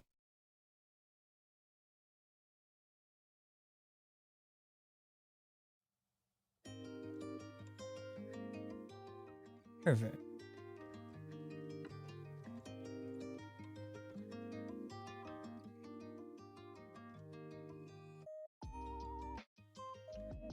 Now, I don't like cone-shaped chips. Listen to me, chat. If we meet in real life and you offer me cone-shaped chips, I'm gonna have to file a restraining order. Okay? Don't touch me. Don't talk to me. Don't even think about me. I'll file a restraining order in your thoughts. Do not give me cone-shaped chips. And here's why. These things, they scrape the roof of your mouth like there's no tomorrow. It hurts. It hurts eating these. It fucking hurts. So do not give me cone-shaped chips. It hurts. They scrape the roof of your mouth so badly. I don't like that. I'm not eating that.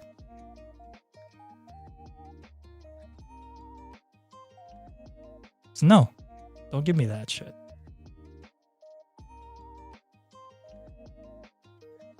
Now sea salt, like sea salt Cape Cod, that's pretty good. I like that. They're not Philippine chips. They're American chips here too. Sweet and spicy jalapeno. I also like that. No, you're classy. Cheetos. Oh man. Ah man. Cheetos. I would put in buy in the store. Yeah, I'll just do classy.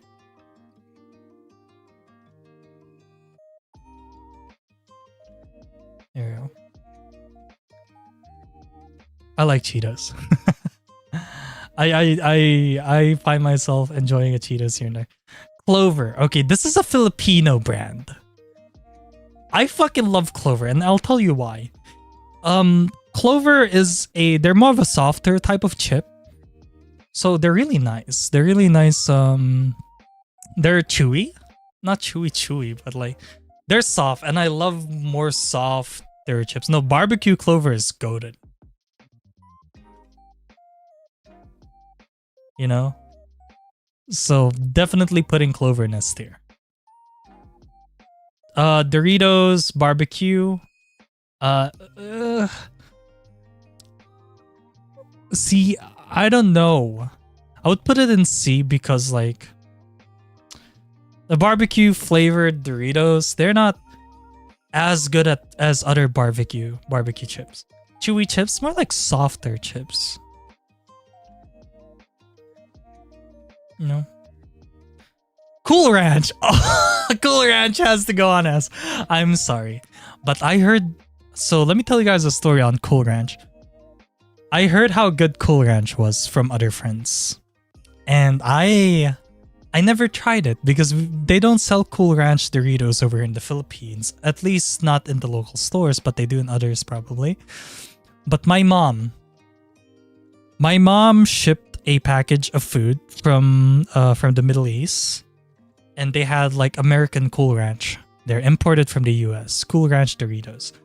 And I tried it after hearing so much good about it.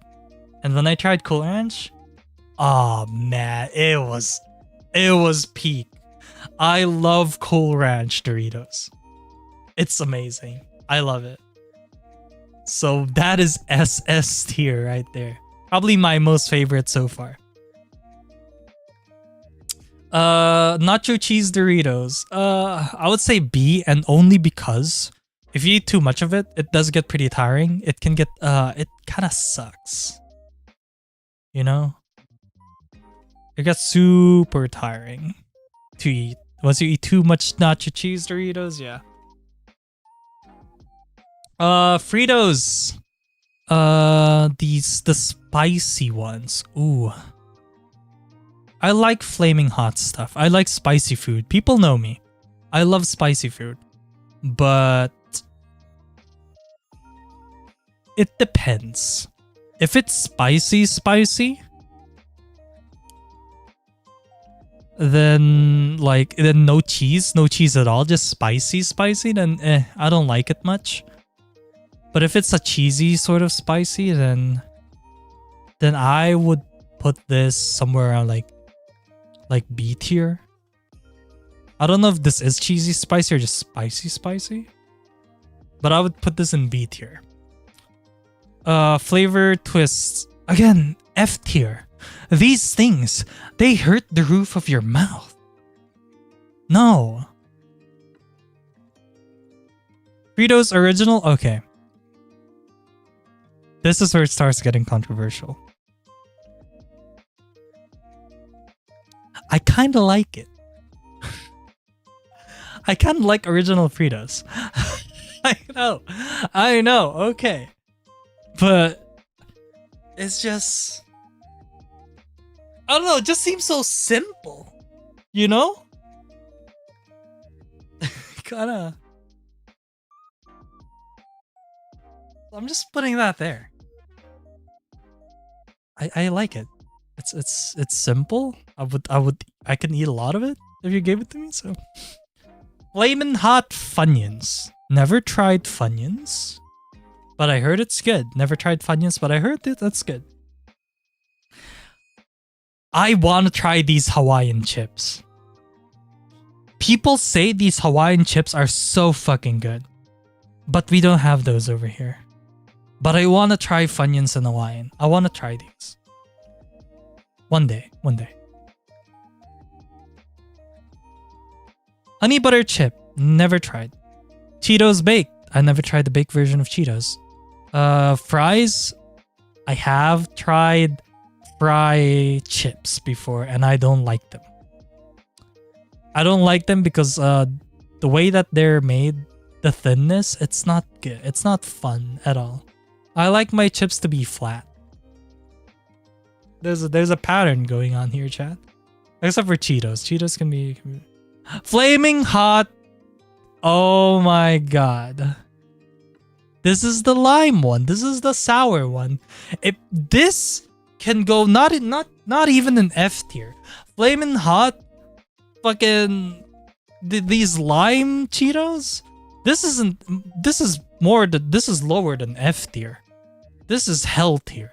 This is one of those chips that I would say worse than Bugles or whatever the fuck these are. If you give me these,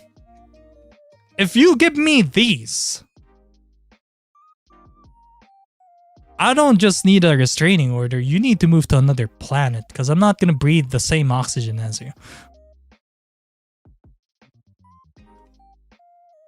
I'm sorry. Just don't give me it, then we're fine. Indomie? Indomie's pretty fucking good. Indomie's S tier. Flamin' Hot Puffs, never tried. Flaming Hot regular. You would think I'd like this, but this isn't C tier. So no. Kettle Brand, never tried. Baked Lay's, never tried. I wish I tried, they seem good. Lay's Barbecue, S tier. Right below Doritos Cool Ranch. I like Lay's. I like how thin they are. I like the flavor. It's pretty strong. So Lay's Doritos, never tried. Kettle Cook. Lay's Classic, okay.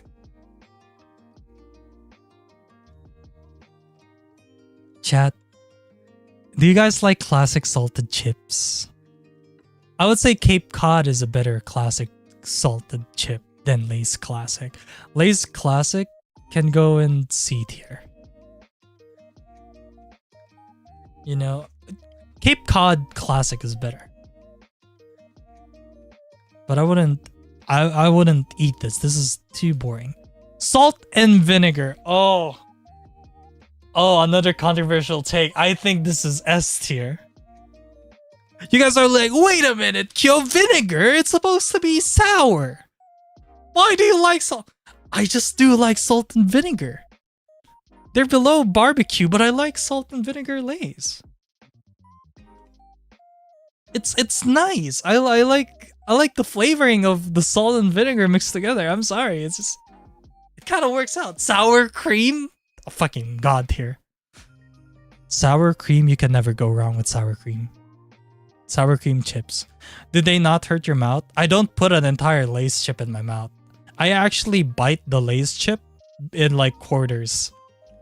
I'm one of those people. I eat a Lay's chip in like 3 bites. If I put the entire chip in my mouth, it's gonna hurt the roof of my mouth. But if I eat them small, I'm just fancy, okay? You're gonna see me grab a Lay's chip and just bite it like a fucking... bite small portions of it like I'm some sort of like... sophisticated motherfucker. Munchies, haven't tried. I've seen popcorners before. I've seen these being sold here, but I never tried. If you guys tell me how popcorners are, I might.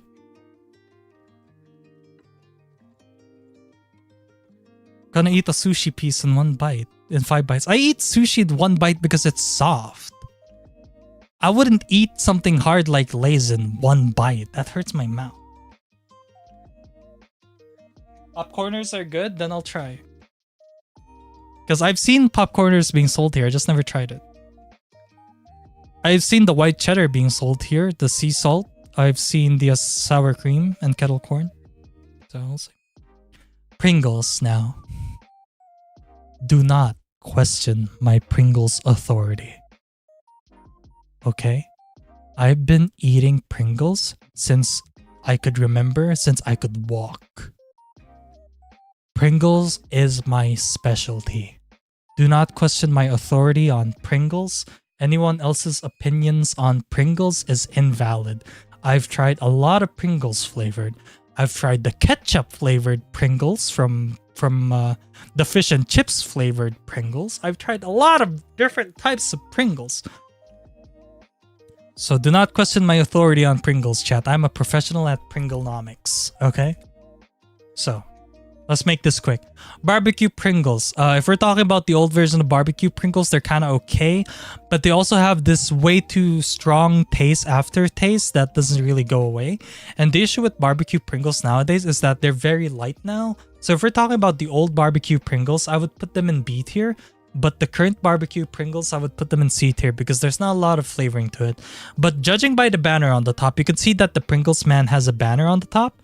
He has a banner on the top that has writing there, and that's the more flavor. That's the classic version of Pringles that has the more flavor, that doesn't have the light coating on it. And if you buy the Pringles that have the banner on the top, buy it, because those are the ones that have the most flavoring.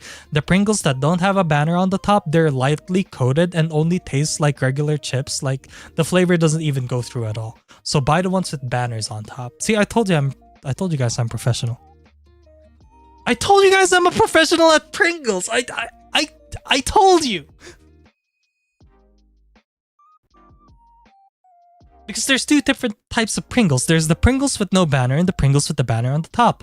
The banner on the top has more flavor because it has more seasoning on it. It has more powdering. So always get the ones with the banner. Like this one. Look at this cheese one. This cheese Pringles with the banner on the top. This is amazing. I love this.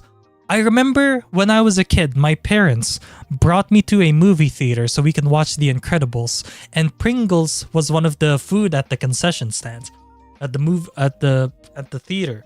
So when I ate these Pringles at the movie theater watching The Incredibles, they were so good. The cheese, the way the cheese powder sticks to your fingers, and then you just suck on your fingers, you lick the cheese afterwards. It's so good. The cheese bannered Pringles is going into S tier, just between sour cream and barbecue. Original Pringles, salted Pringles. I would say it's one of those original salted chips that I do like.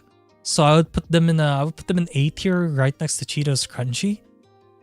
And what I do love about Pringles is that you can always reseal them. I don't eat a lot of original stuff. If I do, I'm not gonna eat them in one go. But definitely putting them in A tier. Sour cream Pringles. See? Here's the issue. This is the one with no banner on the top. You can see there's no banner. That means this is the lightly coated sour cream one, which sucks ass. It tastes like cardboard. Do not eat the sour cream Pringles with no banner. It tastes like cardboard. Trust me. Trust me, it does. Do not eat that. With banner? If this is sour cream with banner, this goes in S tier. But no banner, goes F. I can see some Japanese chips on the bottom. We're getting there. Toasted grits? Nope. Ruffles. If you give me Ruffles, I don't know how to feel about you. And here's why. They hurt the roof of my mouth. Ruffles hurt the living shit out of my mouth. Okay? But I also like its flavor. I like the flavor of Ruffles. I hate the texture of Ruffles. Does that make sense? That makes sense. So this is going F just based on texture alone. I'm sorry. Original Ruffles, never tried. Sour cream? Never tried. But I assume it's the same thing. Shrimp chips! Ah, man. Have you guys tried shrimp chips? These are good. Especially the spicy ones. We have those over here. Like, we have oishi as well. But I would put these in B tier. I do like these, especially the spicy ones. If these were the spicy ones, I'd put them in A. Happy shrimp chips. Ooh. Ooh. That goes in B tier as well. Let me a French. Sun chips. Ah, here we go. French onion. I love French onion sun chips. I know. But yo, don't they hurt the roof of your mouth? For some reason, these don't. I bite it into its sections. You see those sections there? I bite into those. So they don't hurt the roof of my mouth as much. Garden salsa, never tried. Harvest cheddar, I love these as well. But I think it's more A tier for cheddar. Original can also go into A tier. Ooh, is this wasabi? No, this is I think this is seaweed flavor. Never tried. Takis. Oh my god. Chat, I've never tried a wait, I have. I hated them. I hated Takis. They were sour. They were too sour. Hate it, fucking hate it. I just got PTSD now. Ew, sour. Now, chat, if you have Hispanic blood and you're getting offended by me saying that I hate sour food, I am so sorry. I am not, I may be part Hispanic, but I'm not that Hispanic. So, my apologies for my Hispanic friends in the chat that like sour food because that's kind of how the dishes are. But I'm so sorry. I'm so sorry. Turtle chips. Never tried, but turtle seaweed. Ooh, I think Ari might like that. Uts. Never tried. V-cut? This is a Filipino brand.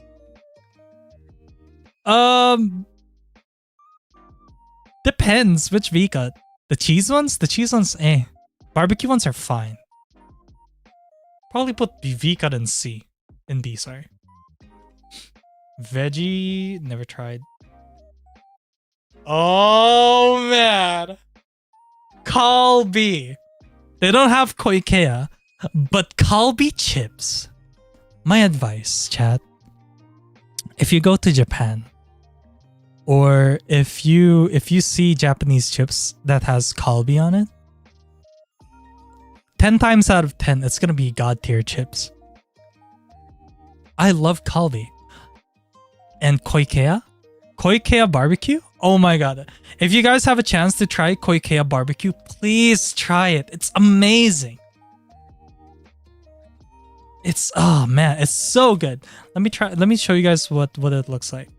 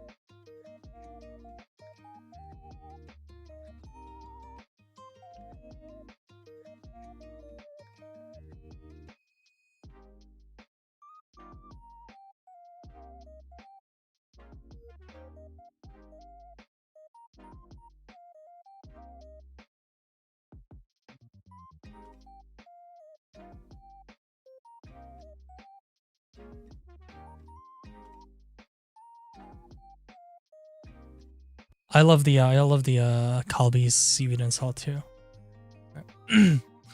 Miss Vicky's never tried lime and jalapeno, but I can only assume. Nope. Tostitos. Now, surprisingly, Tostitos hint of lime. is fine. I put this in C. Ghost pepper? Hell no. Haven't tried it, but I would like to. But that's my tier list. Feel free to now unsubscribe and unfollow.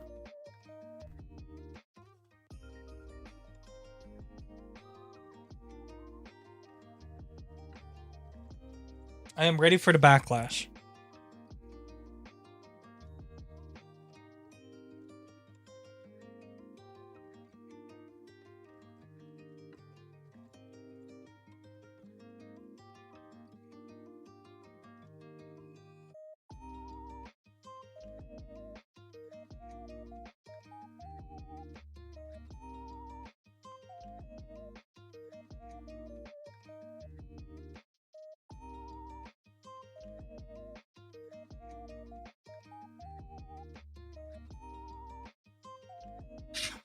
No. It's alright. Okay, what tier list should I do next?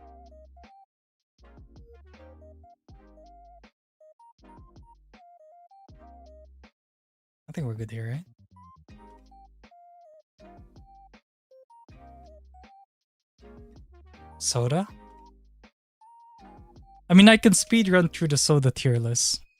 And you guys are just gonna have to see why my reasoning is like that.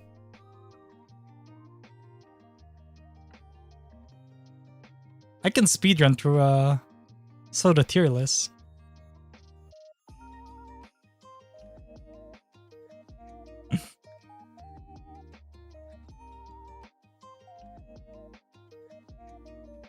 Alright. I'm gonna speedrun, right? Ready?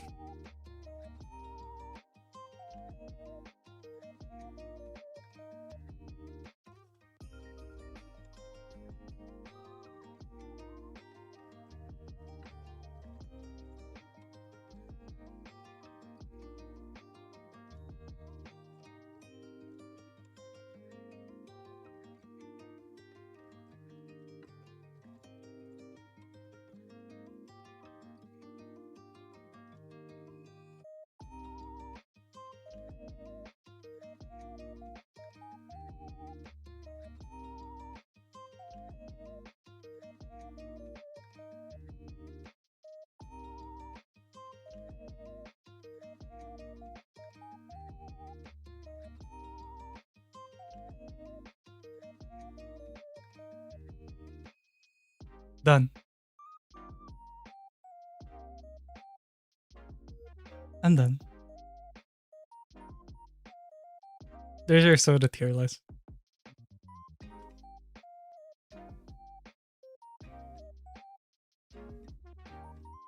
Chocolate? I'll do chocolate next. Why is Dr. Pepper C? Because I hate Dr. Pepper. I think I'm the only one who hates Dr. Pepper.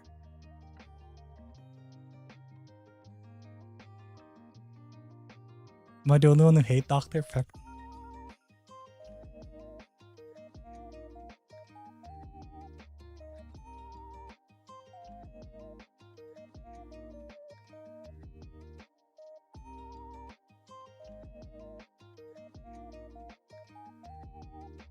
Alright, chocolate tier list.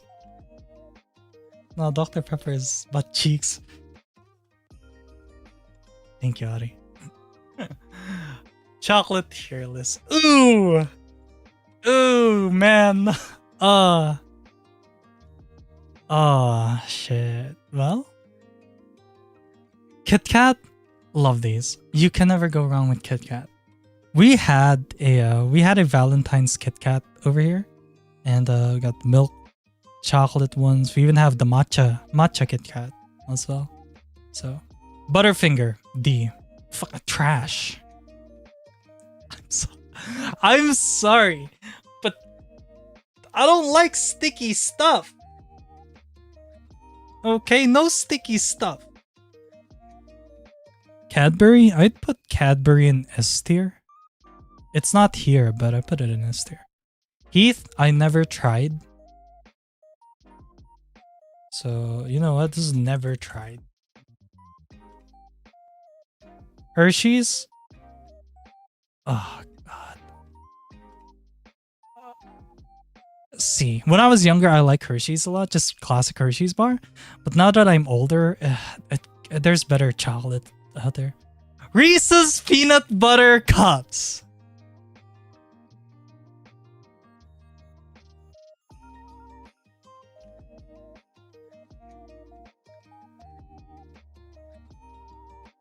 Trash. I'm gone. I'm gone. I'm gone. I'll see you guys. I'm leaving. You guys take over the stream now. Okay, I'm moving away before knives are thrown at me. Moving before knives are thrown at me. I wasn't here.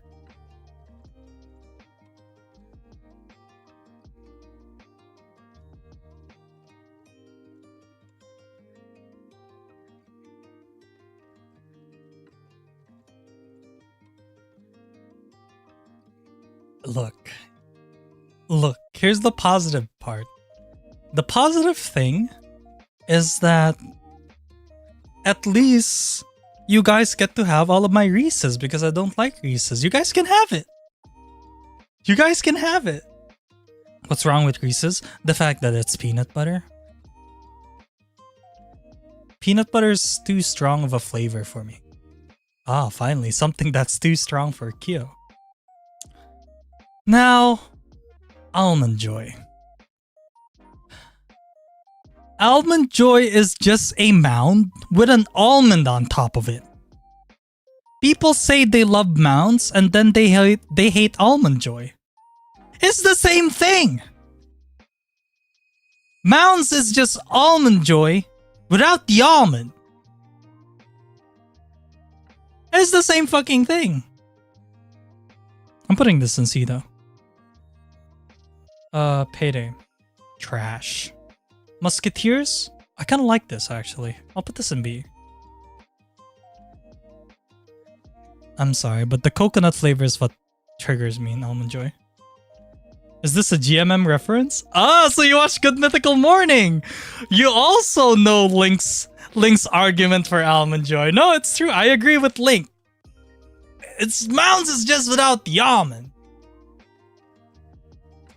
Another Good Mythical Morning viewer. Oh, bless the day. Bless the day.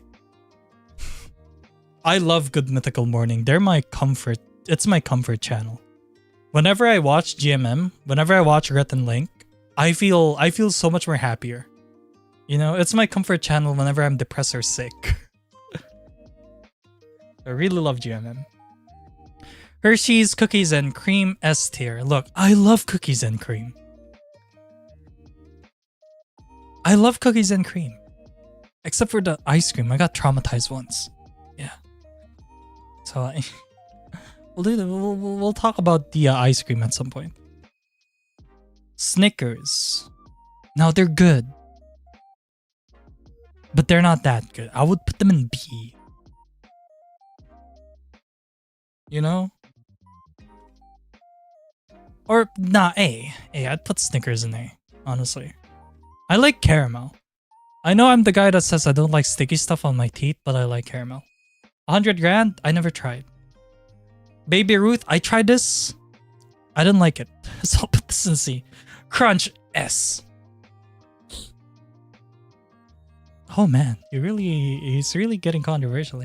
I don't like Crunch. I love Crunch. I remember as a kid trying it for the first time and falling in love with it. And I still am. So that's Crunch for me. Peanut M&Ms?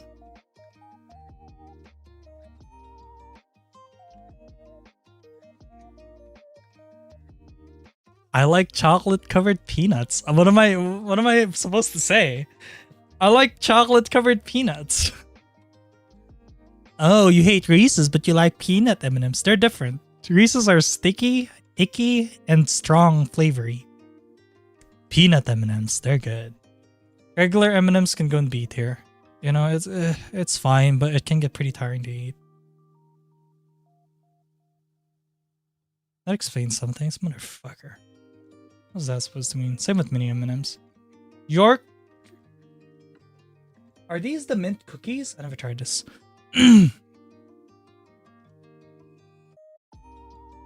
Twix is S tier. I love me a Twix, chat. I love me a Twix. Which Twix? Left or right? The middle one. I like the middle Twix. Whatchamacallit? Never tried. No Ferrero Rocher on here makes me sad. Does make me a bit sad. I don't know what CT means for that. Milky Way. I do like Milky Way a lot. That goes in A tier. I like the chewiness of it. Dark chocolate. Now, if I was younger, this would be in trash tier. But now that I'm older, I do appreciate dark chocolate a lot more. So I would put this in A. But it depends, right? There are some dark chocolate that are just too dark. Like the, obviously, the 80+% ones. But, oh, like duty free, Maya? Yeah.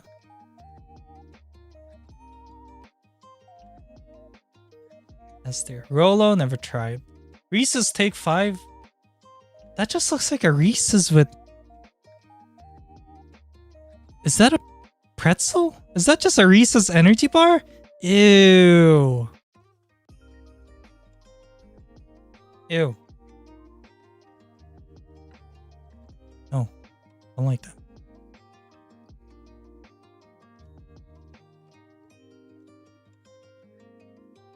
Anyway, there's my tier list and my absolutely valid opinion. So thank you for coming to my TED Talk.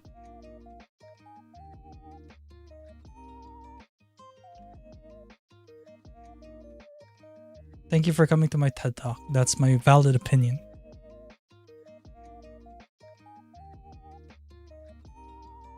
Is there anything else I should tier list? Video games? Oh, it's over.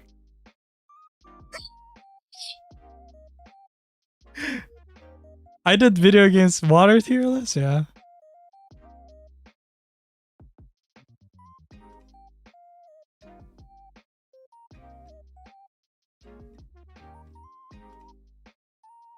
Valorant triple S tier.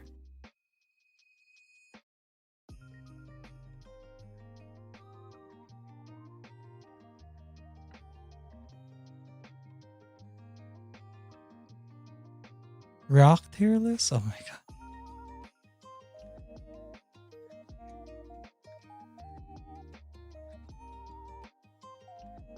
What can I tier list?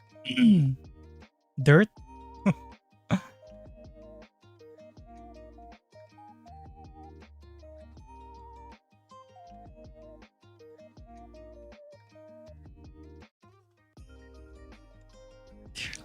Weapons tier list? Dude.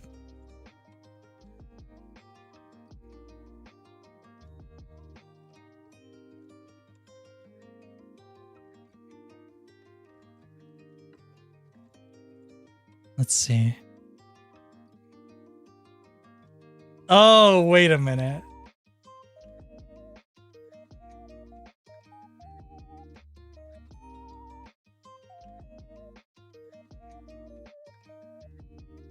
Oh, am I gonna call myself out by doing this?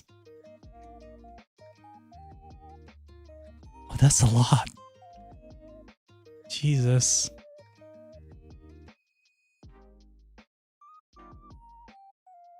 Okay. I'm just gonna call myself out real quick. This is the anime girl outfit tier list. Okay? So let me just call myself out here real quick before... Just real quick. Alright? Hear me out. That goes A. That's F. F. F. A. That's cute. S. And C. S. B. Maid outfits. Maid outfits can go into S. Cat girls. C. Nezuko.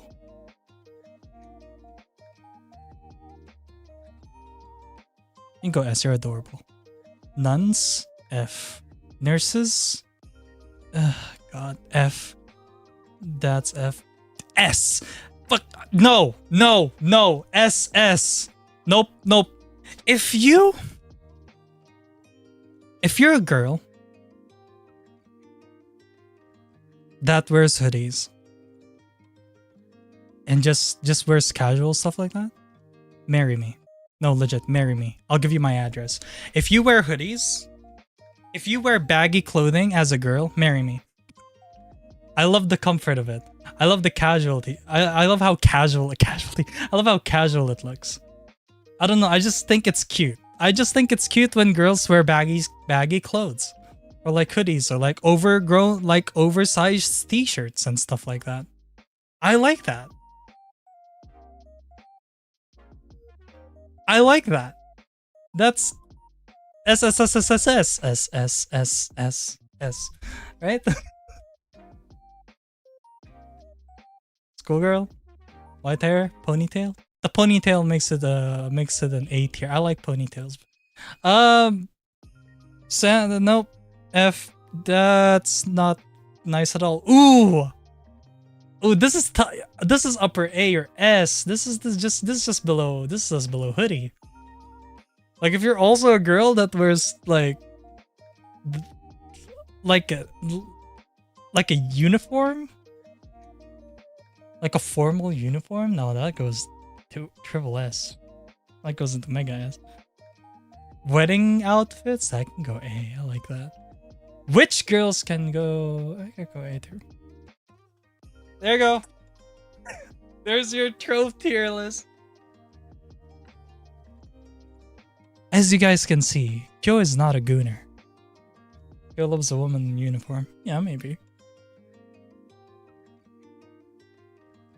I just really think it's cute when girls wear baggy hoodies. I don't know. I like this. It's adorable. I think it's adorable. You know, when it's so baggy that even their hands are like hidden in the hoodie. I just like it.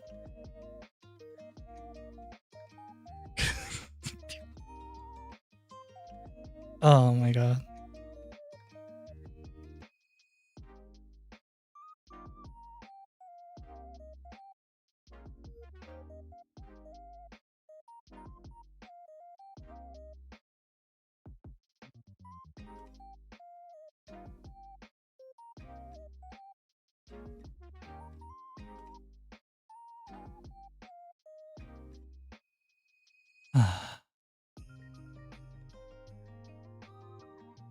So, yeah.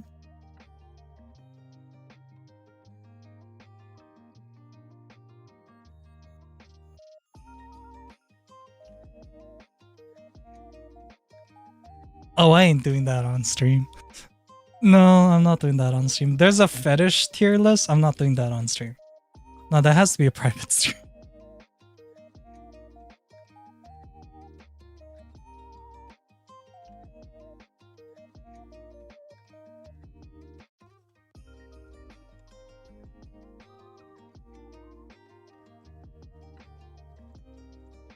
That's fansly content.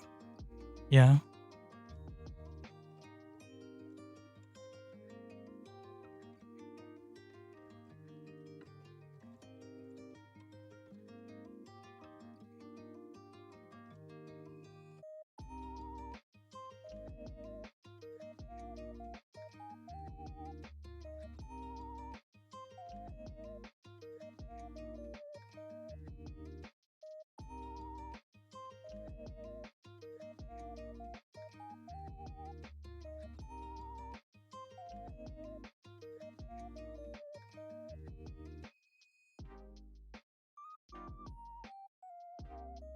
What else?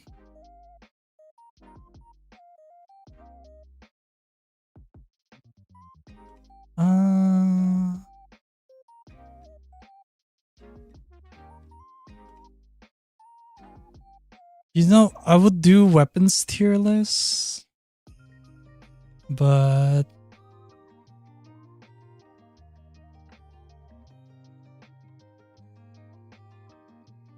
I mean, shit, I might as well. Here's your Valorant weapons tier list, okay? Okay, let's see.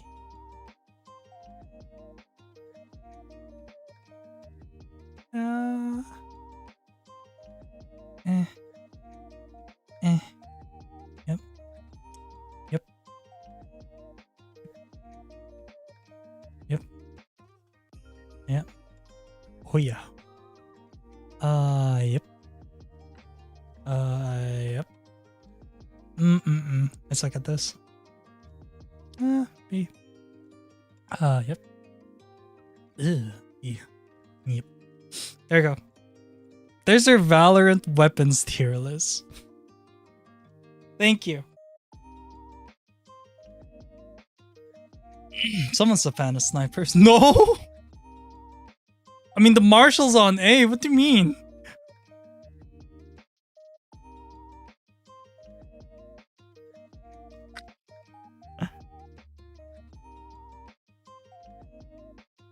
Melee weapons? Oh god, we're gonna be here a while if we're gonna do all the skins.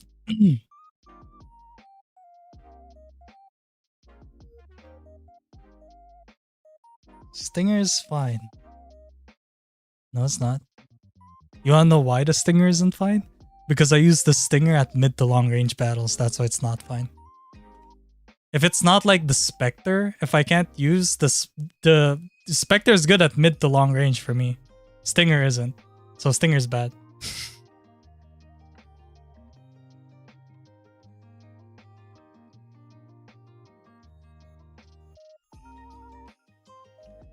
Like, if you tried killing someone with a Stinger from mid-range to long range, it's you can't. It's impossible. Look, the Frenzy, it's good, I get it, but it's so situational. Because for people with bad aim, nah, that makes sense.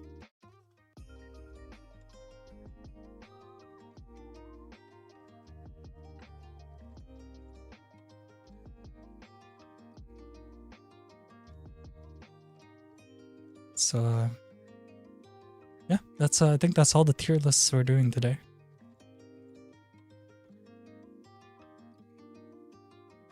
Yeah, I probably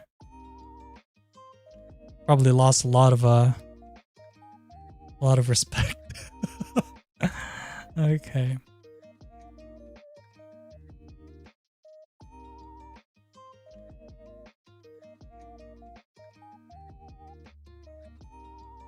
I hope you guys another tier list stream tomorrow. I mean, what is there to tier list? Dere tier list? Should I tier list all the Dere types?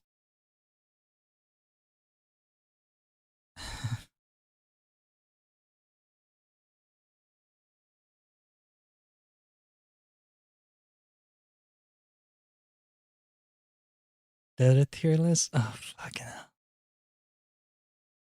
We do that right now. Do you want me to tier list the Dere types? Right now? Right now? And should I... this is a real life preference, so it's not...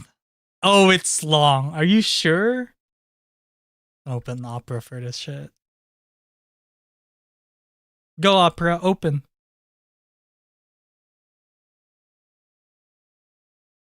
Oh my god. Fine. I'll do the Dere type.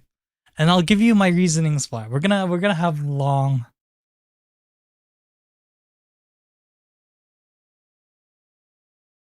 Oh god. Look at this, right? Look. Oh. Do you see this?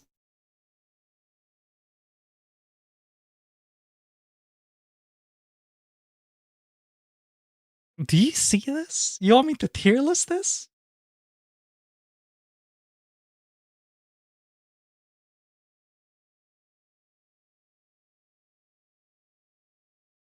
I'm not gonna tier list all of this. Okay? But I am gonna tier list the common ones. We could do that. Sounds good?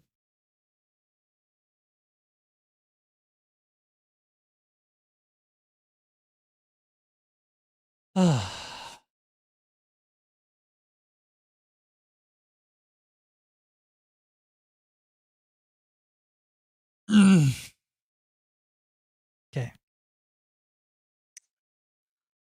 Let's start. Oh, fucking hell.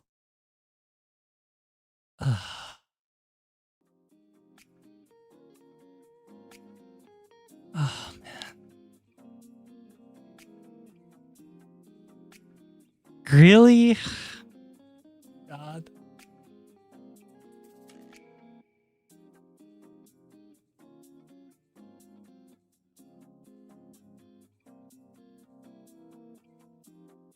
Godere. Do you guys know what godere is? Let's start with that.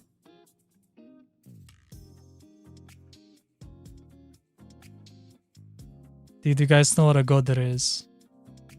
Nope. Explain darere? Okay. So godere, they're like... They're so obsessed with impressing their love interests. So if you have a crush on someone, or you like someone a lot, and you're too obsessed at making them... at pleasing them. You're so obsessed at making them happy to the point where you make a fool out of yourself. You make yourself look like an idiot trying to make them happy. That's a godere. I think it's adorable. You know, but sometimes they try too hard. It's adorable, but they try too hard. So I would put this... I accidentally let go. I'll put this in A.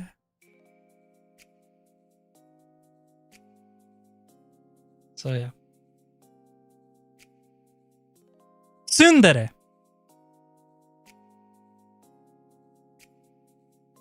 Look, chat. For as long as I can remember, for as far as I can remember, as when I was younger, I've always loved the tsundere types.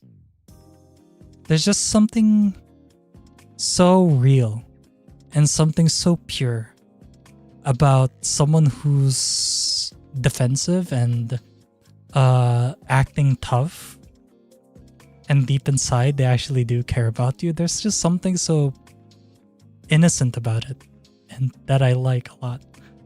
So tsundere goes into the S tier. Easy S, right? They may be harsh, but when they love you, they love you. Yandere. Now,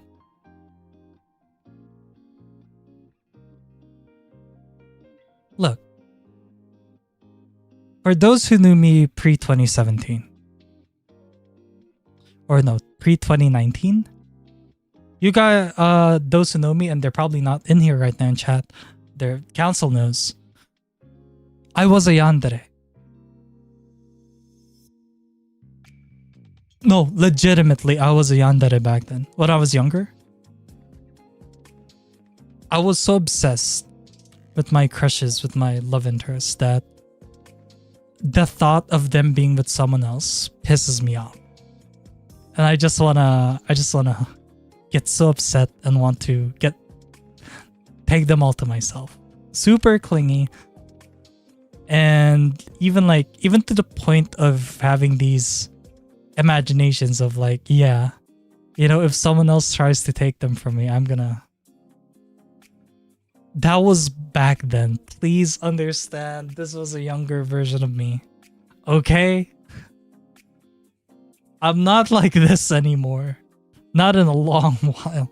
But I was a yandere, and some people can confirm that. This is a toxic trait. So I'm gonna put this in F tier just based on how toxic it can get. Alright? There are some yanderes that are not toxic, but most of the time it is. Right. Now, dere dere. Pure, just, you know, just innocent love. I don't know about dere dere. I think dere dere, you know, I find them too vanilla. D tier? Okay, hold on. I just find it too vanilla, okay? It's predictable. It's predictable. I don't know. It's nice, but I prefer a dere dere in marriage than anything else.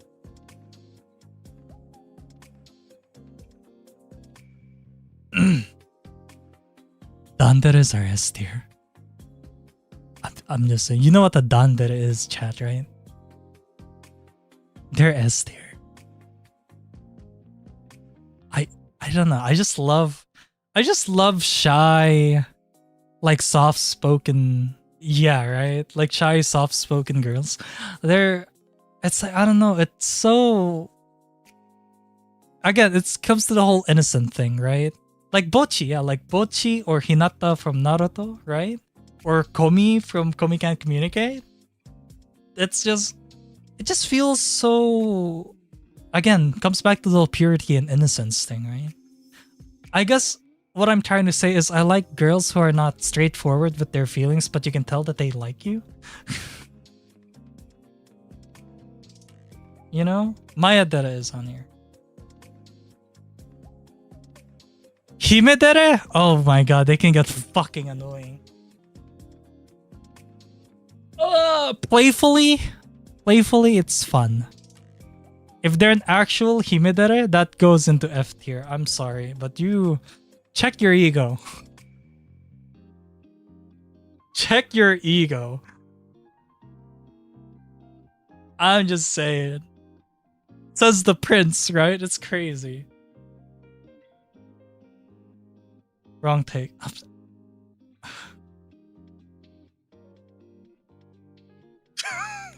Okay. Bakadere.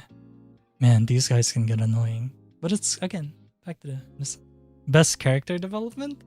We're just talking about Himedere pure, not Himederes with character development.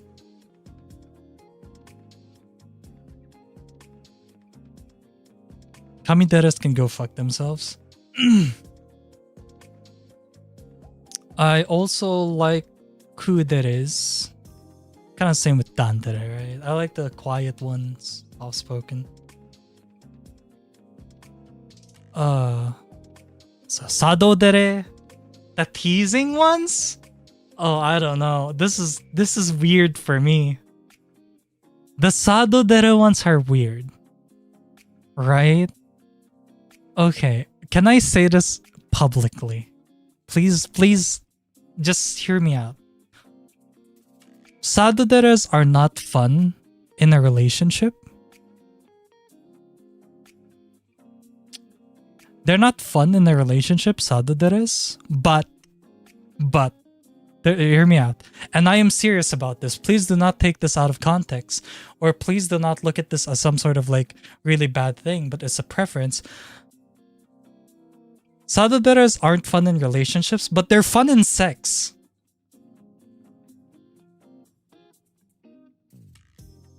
Oh god.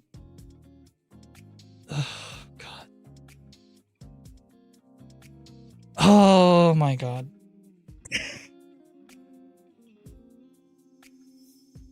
I told you guys I'm being serious here, okay? How would you know?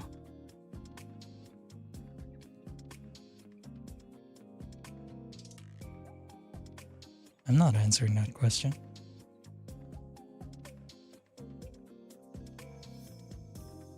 Shunderes. Yeah, I mean, I'm kind of shundere myself. So.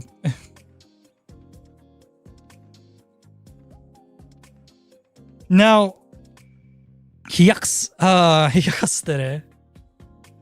Hyakasdere, they're like sadodere, but better.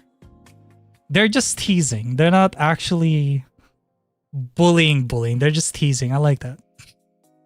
That can go into S. It's fun to tease someone that you love once in a while. Ahodere. Oh man. They're sad. I'm sorry. You go into D tier. Right? Megadere. I mean, A. I love the whole like. I don't know. It's like. Rip Aho. No, but Megadere I do like because they actually show that they love someone. You know, they go the extra mile, and that's, I think it's admirable. They're not S, I would say, but you know. There's a lot, but you know, I'm just gonna leave you guys here to ponder.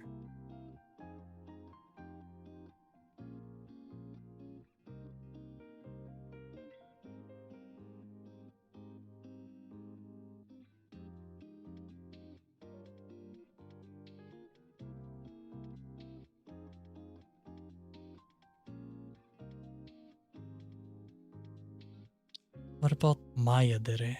Oh.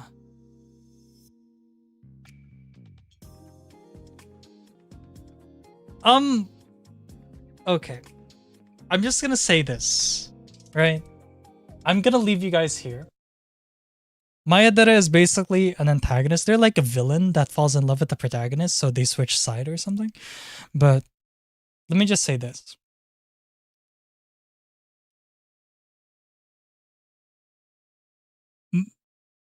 Rivalry relationships or enemy relationships like the Maya Dere, right? Like Chess says. I think they're hot. Okay, look, let me explain. There's just something hot about taboo or forbidden about kissing someone, loving someone who you should hate. There's just something hot about that. Like, I'm supposed to hate this person. We're supposed to be killing each other, but why is this hot? Why is kissing them? Why is doing this with them suddenly so fucking hot? That's my take. And I'm gonna leave it at there. I feel like that's how I feel towards that sort of thing. I'm not saying that I want to go for someone who wants to kill the living shit out of me. Raising the enemy is hot. No, you guys can tell now. Can you guys actually tell my preference now? From what I've been putting in S tier? Let me condense this into something that you guys understand. My preference are people that are hard to get. My preference is breaking the walls of someone who's usually reserved, hateful, or do not want to be open about their relationships, because at the end of it, the most satisfying thing for me is being able to get someone to love me that normally shouldn't. There's just something so nice about someone falling in love with you even though they shouldn't. Whoa, don't put that out of context, okay? Just shouldn't in a way of because their personality. They feel like they don't want to fall in love, or they're this type of person. You know?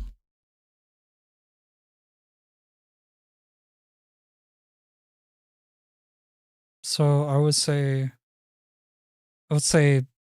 that you guys can see tsundere, dandere, kudere, shundere, yakasudere.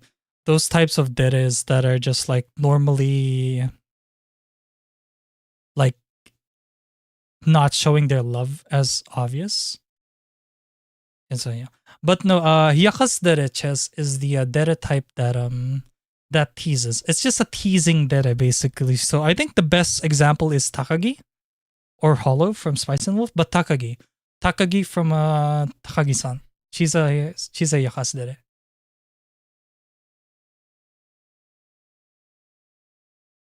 So the teasing types. He likes those who are hard to get. I don't know. It's easy to say I love you and for someone to say I love you back. But it's more satisfying to say I love you and for someone to say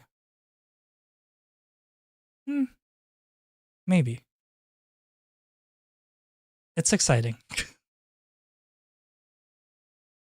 And I think the reward of being in a relationship with them, of finally being able to be with them, is much more satisfying than someone who just straight up says I love you too.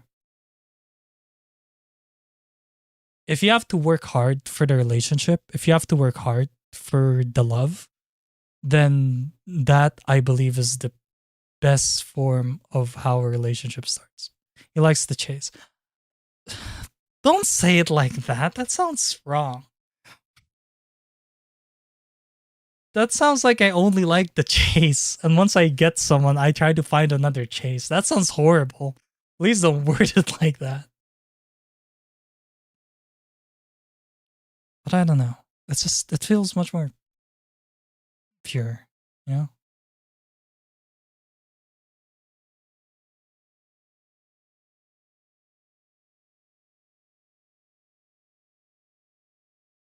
Well, that goes for everything. Wrong guy. All of these will leave you. Even a yandere can leave you, provided they have a reason.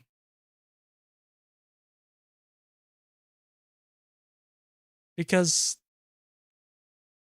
the hard work, when it pays off, it feels much more satisfying. Especially when, if a yandere leaves you, god damn, you should rethink your life at that point. But no, it's just, I don't know, just again, it feels more satisfying that way. If nothing can get in the way of you two, not problems, not emotional barriers, not even anger or contempt, if nothing can get in between you two and your love for each other, then that's why I think that those types of people are the best, are probably my preference. Says, because if not even that can get in the way of you two loving each other, then what will? Right? What will? Because love easily given is love easily lost. Ooh! I just gave you... Ooh, damn! Don't let me cook. Don't let me cook. And love that blooms slowly, wilters but blooms again, those are the strongest forms of love. If a love blooms, wilters, withers, and then blooms again, then it shows strength and strength in adversity. And that's what I like the most. That's the type of love. Love that doesn't have issues or problems is not love at all. Because if you're not going to overcome obstacles and hurdles, then what's the point? Anything can stop that love at any moment. But knowing that you can still love each other despite everything, throughout everything, that is the strongest form of love. And that is possibly what I would say is the best form. So there's no such thing as a perfect love. There's no such thing as a love that's like, oh yeah, no problems, this or that. It's one thing to have a problematic relationship, but it's one thing to have a problematic relationship where both people grow and be better, being right beside each other, and that's the best form. Thank you for coming to my TED Times 2 talk now. But that is it.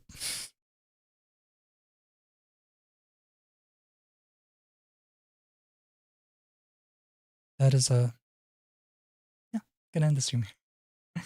But thank you guys so much for watching. I've streamed for almost 4 hours now. You know, I did 2 hours of ranting and opening up, and another almost 2 hours of just having fun with you guys doing tier lists. But I hope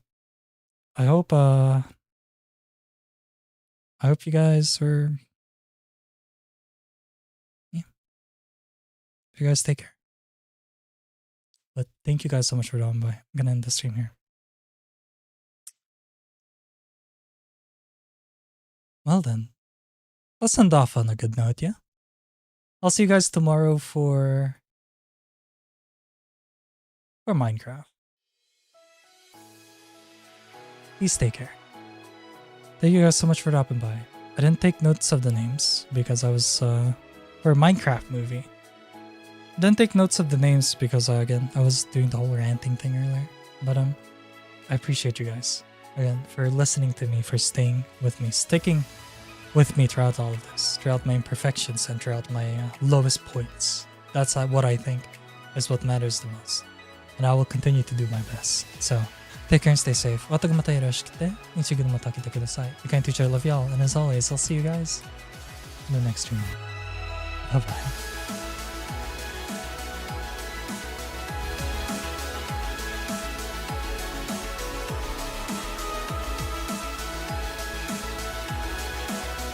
The Minecraft movie announcement is in the announcement server in the Discord channel. So please check the announcement channel in the Discord server for those who want to watch the Minecraft movie tomorrow. Thank you.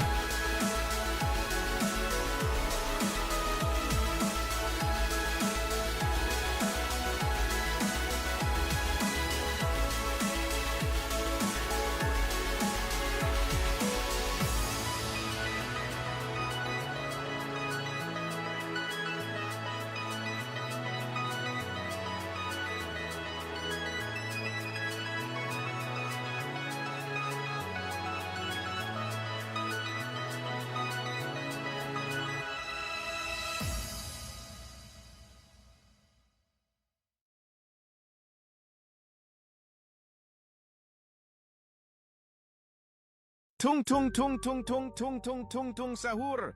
Anomali